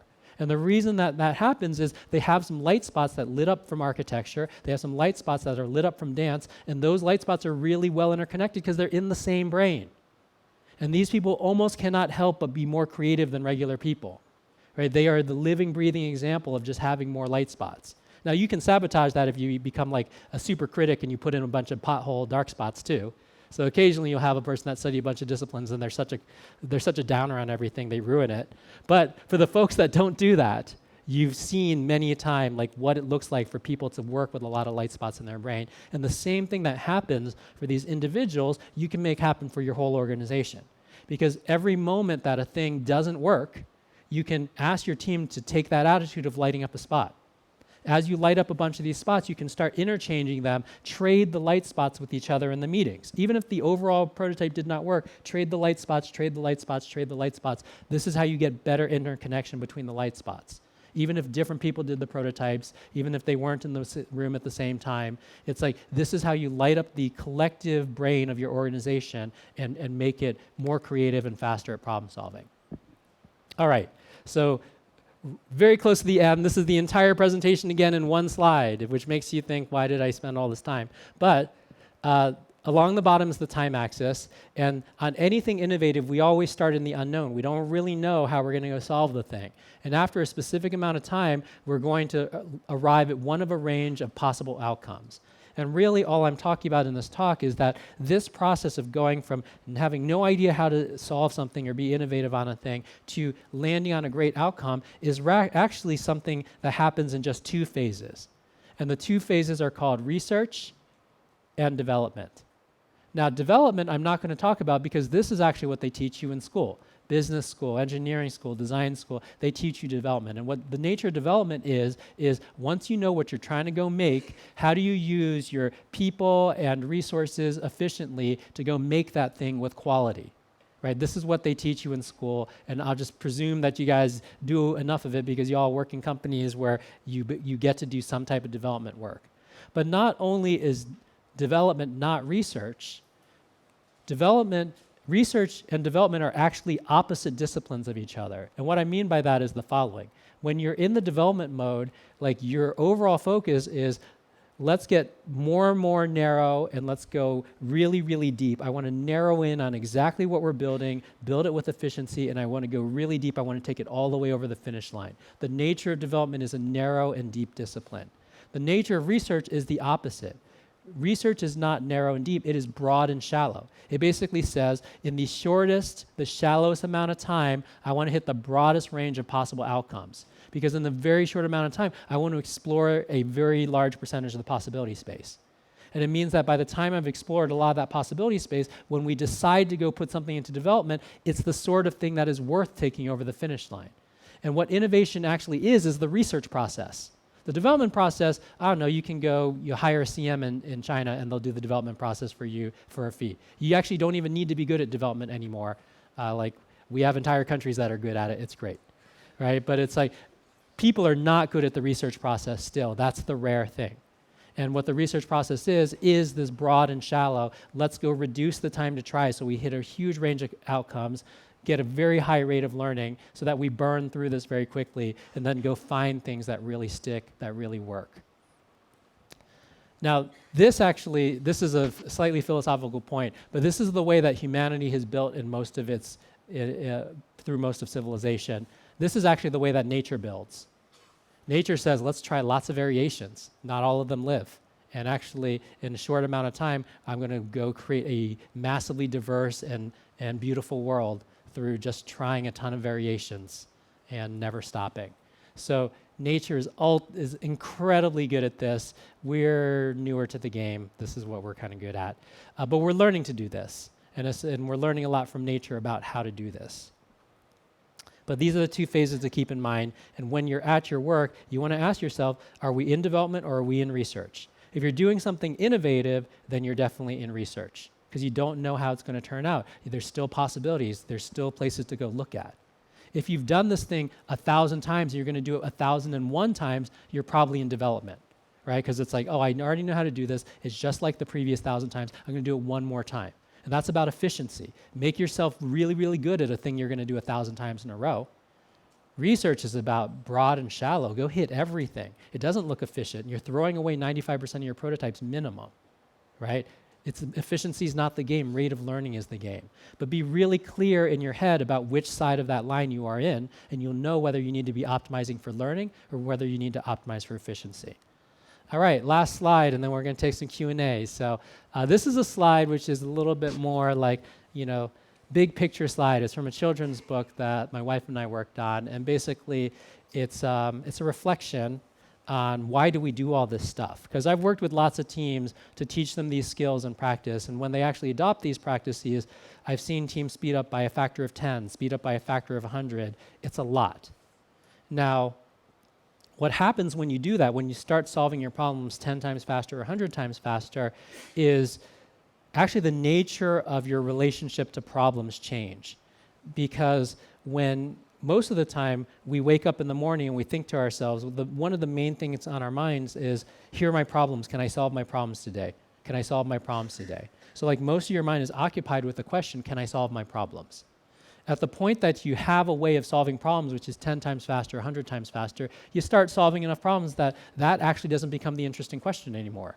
You've solved enough problems where it's like, well, we did it last week and the week after that and the week after that. So solving problems is not the hard thing.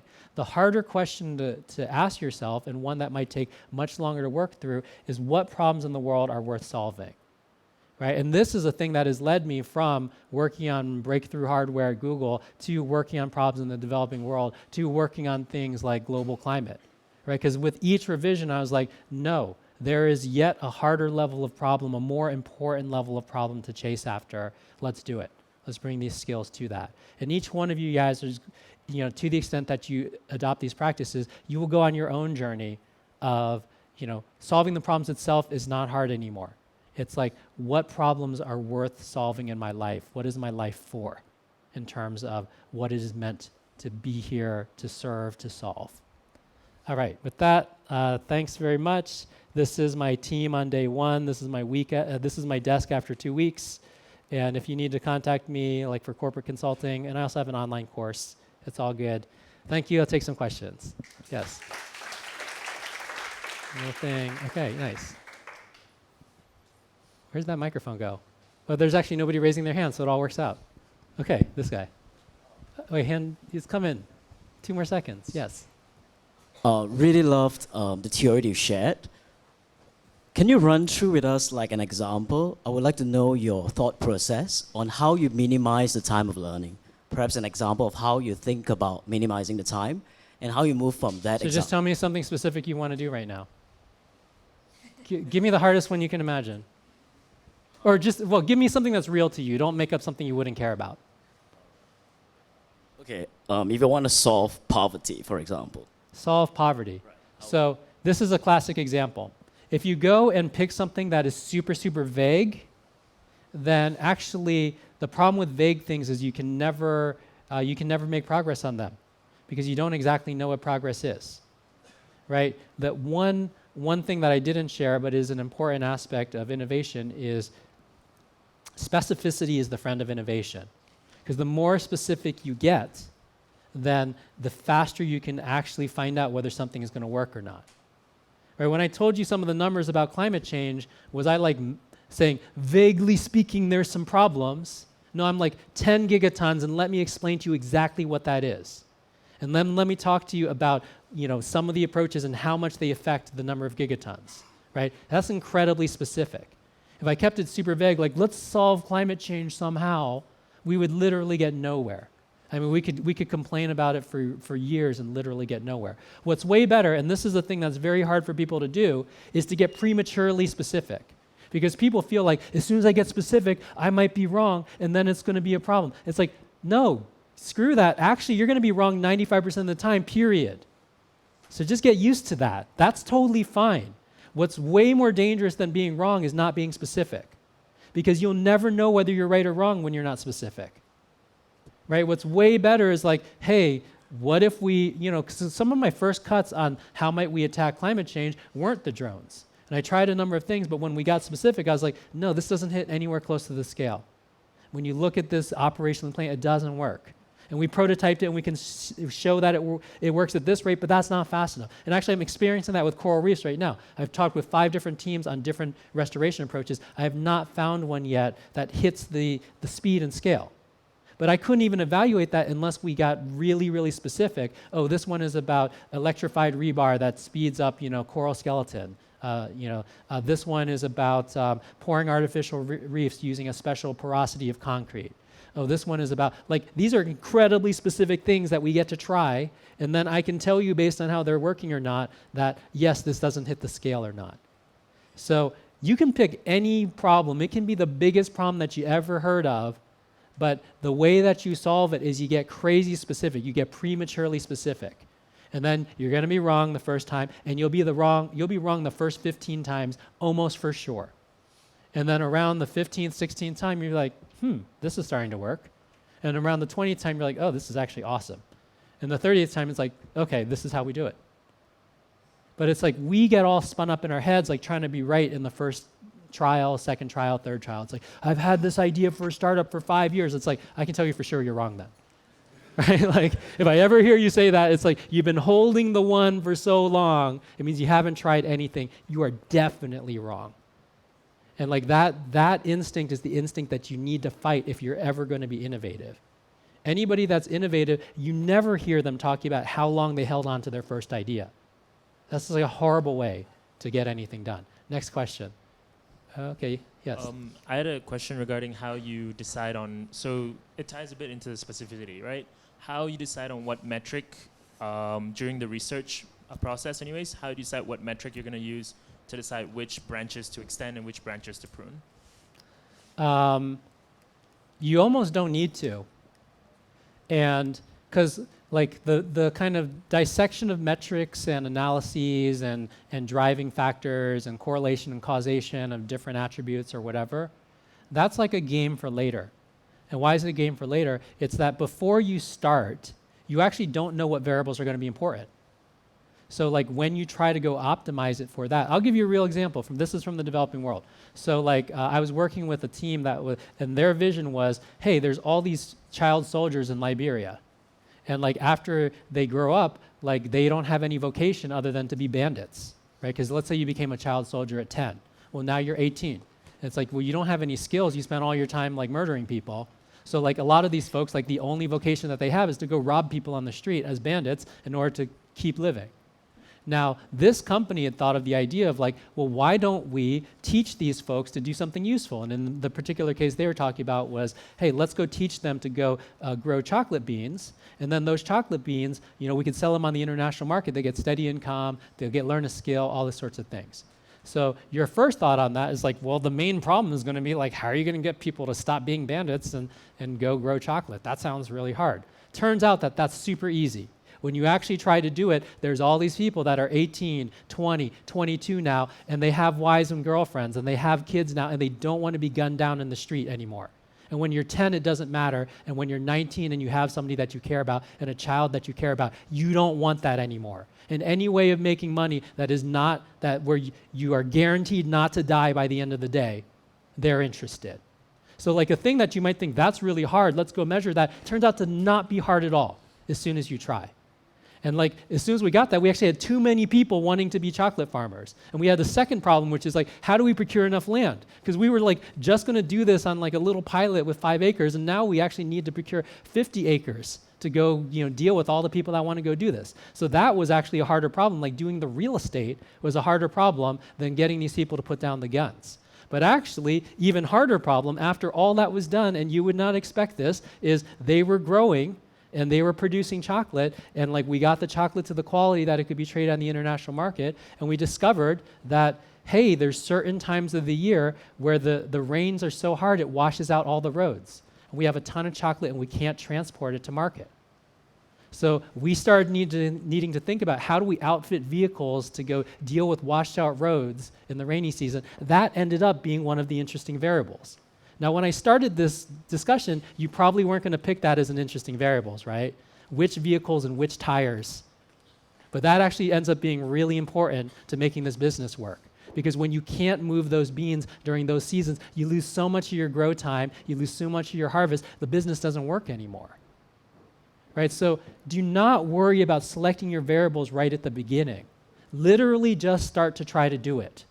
And actually, you might find out that some of the things that you thought were hard, like will they put down their guns and decide to be farmers, ends up being crazy easy. And a bunch of other things that you thought, like, you never even thought would come up, like why am I selecting tires, right? Like ends up being one of the things that make it so that you have 20% better, throughput and sell-through on your crop.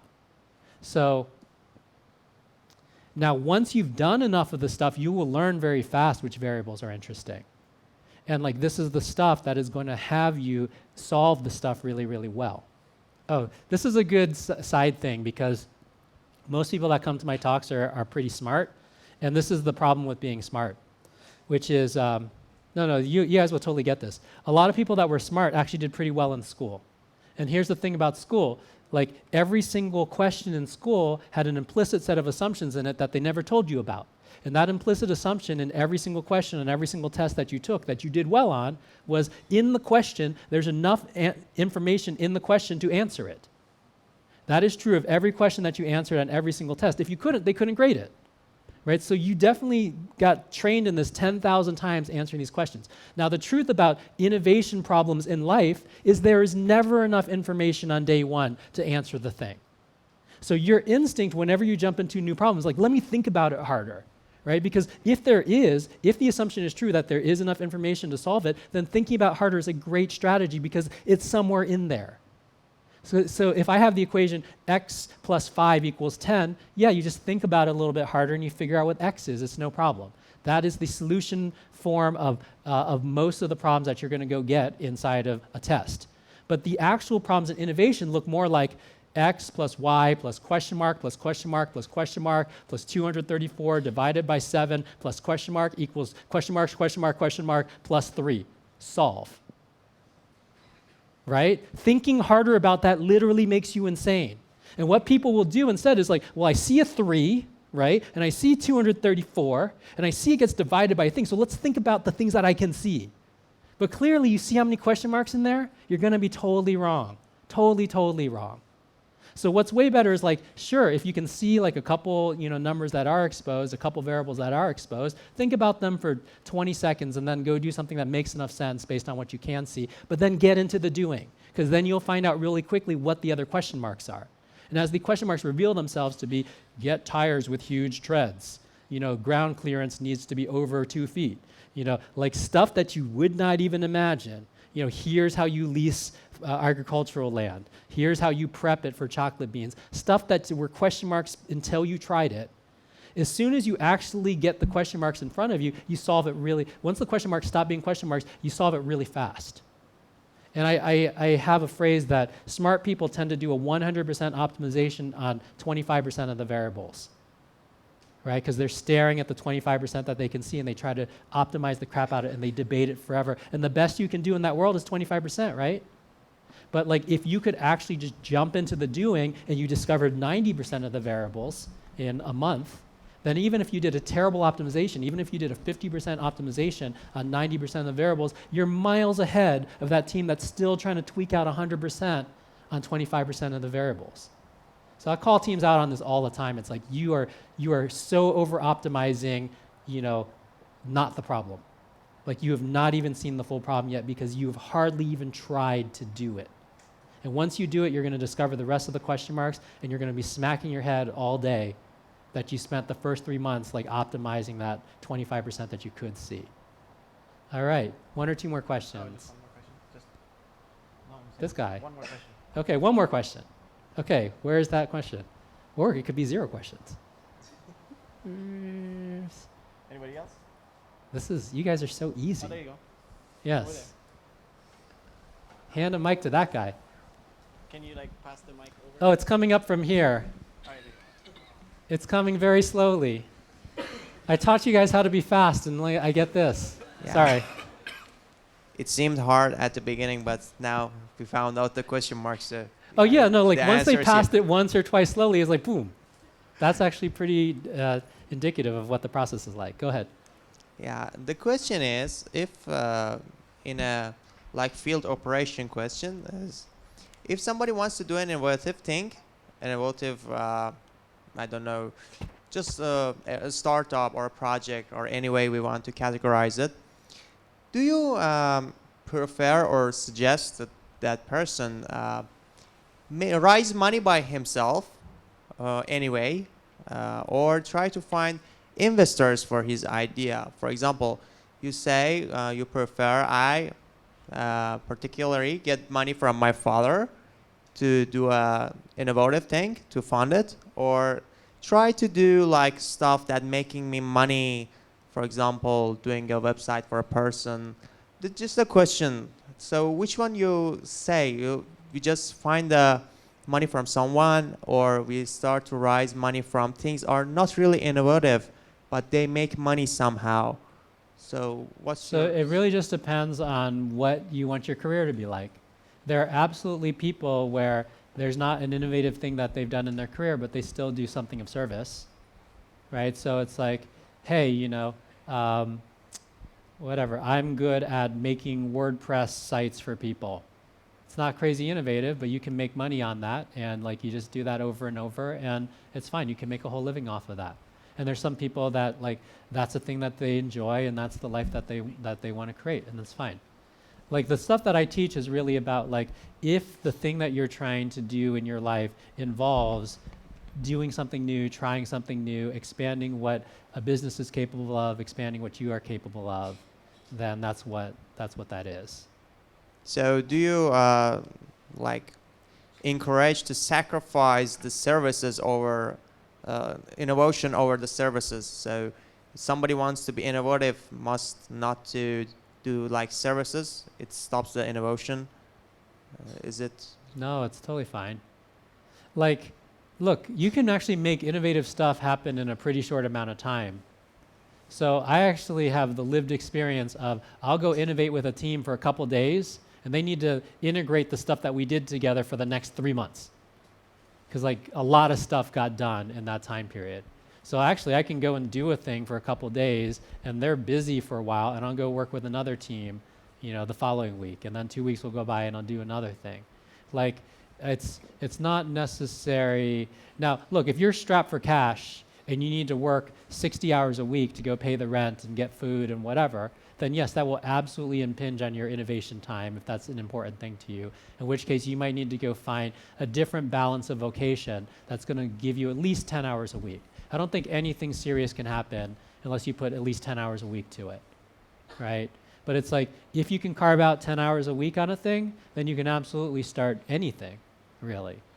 So, and around funding, it's like, I actually encourage a lot of startup founders, bootstrap the first 3 months.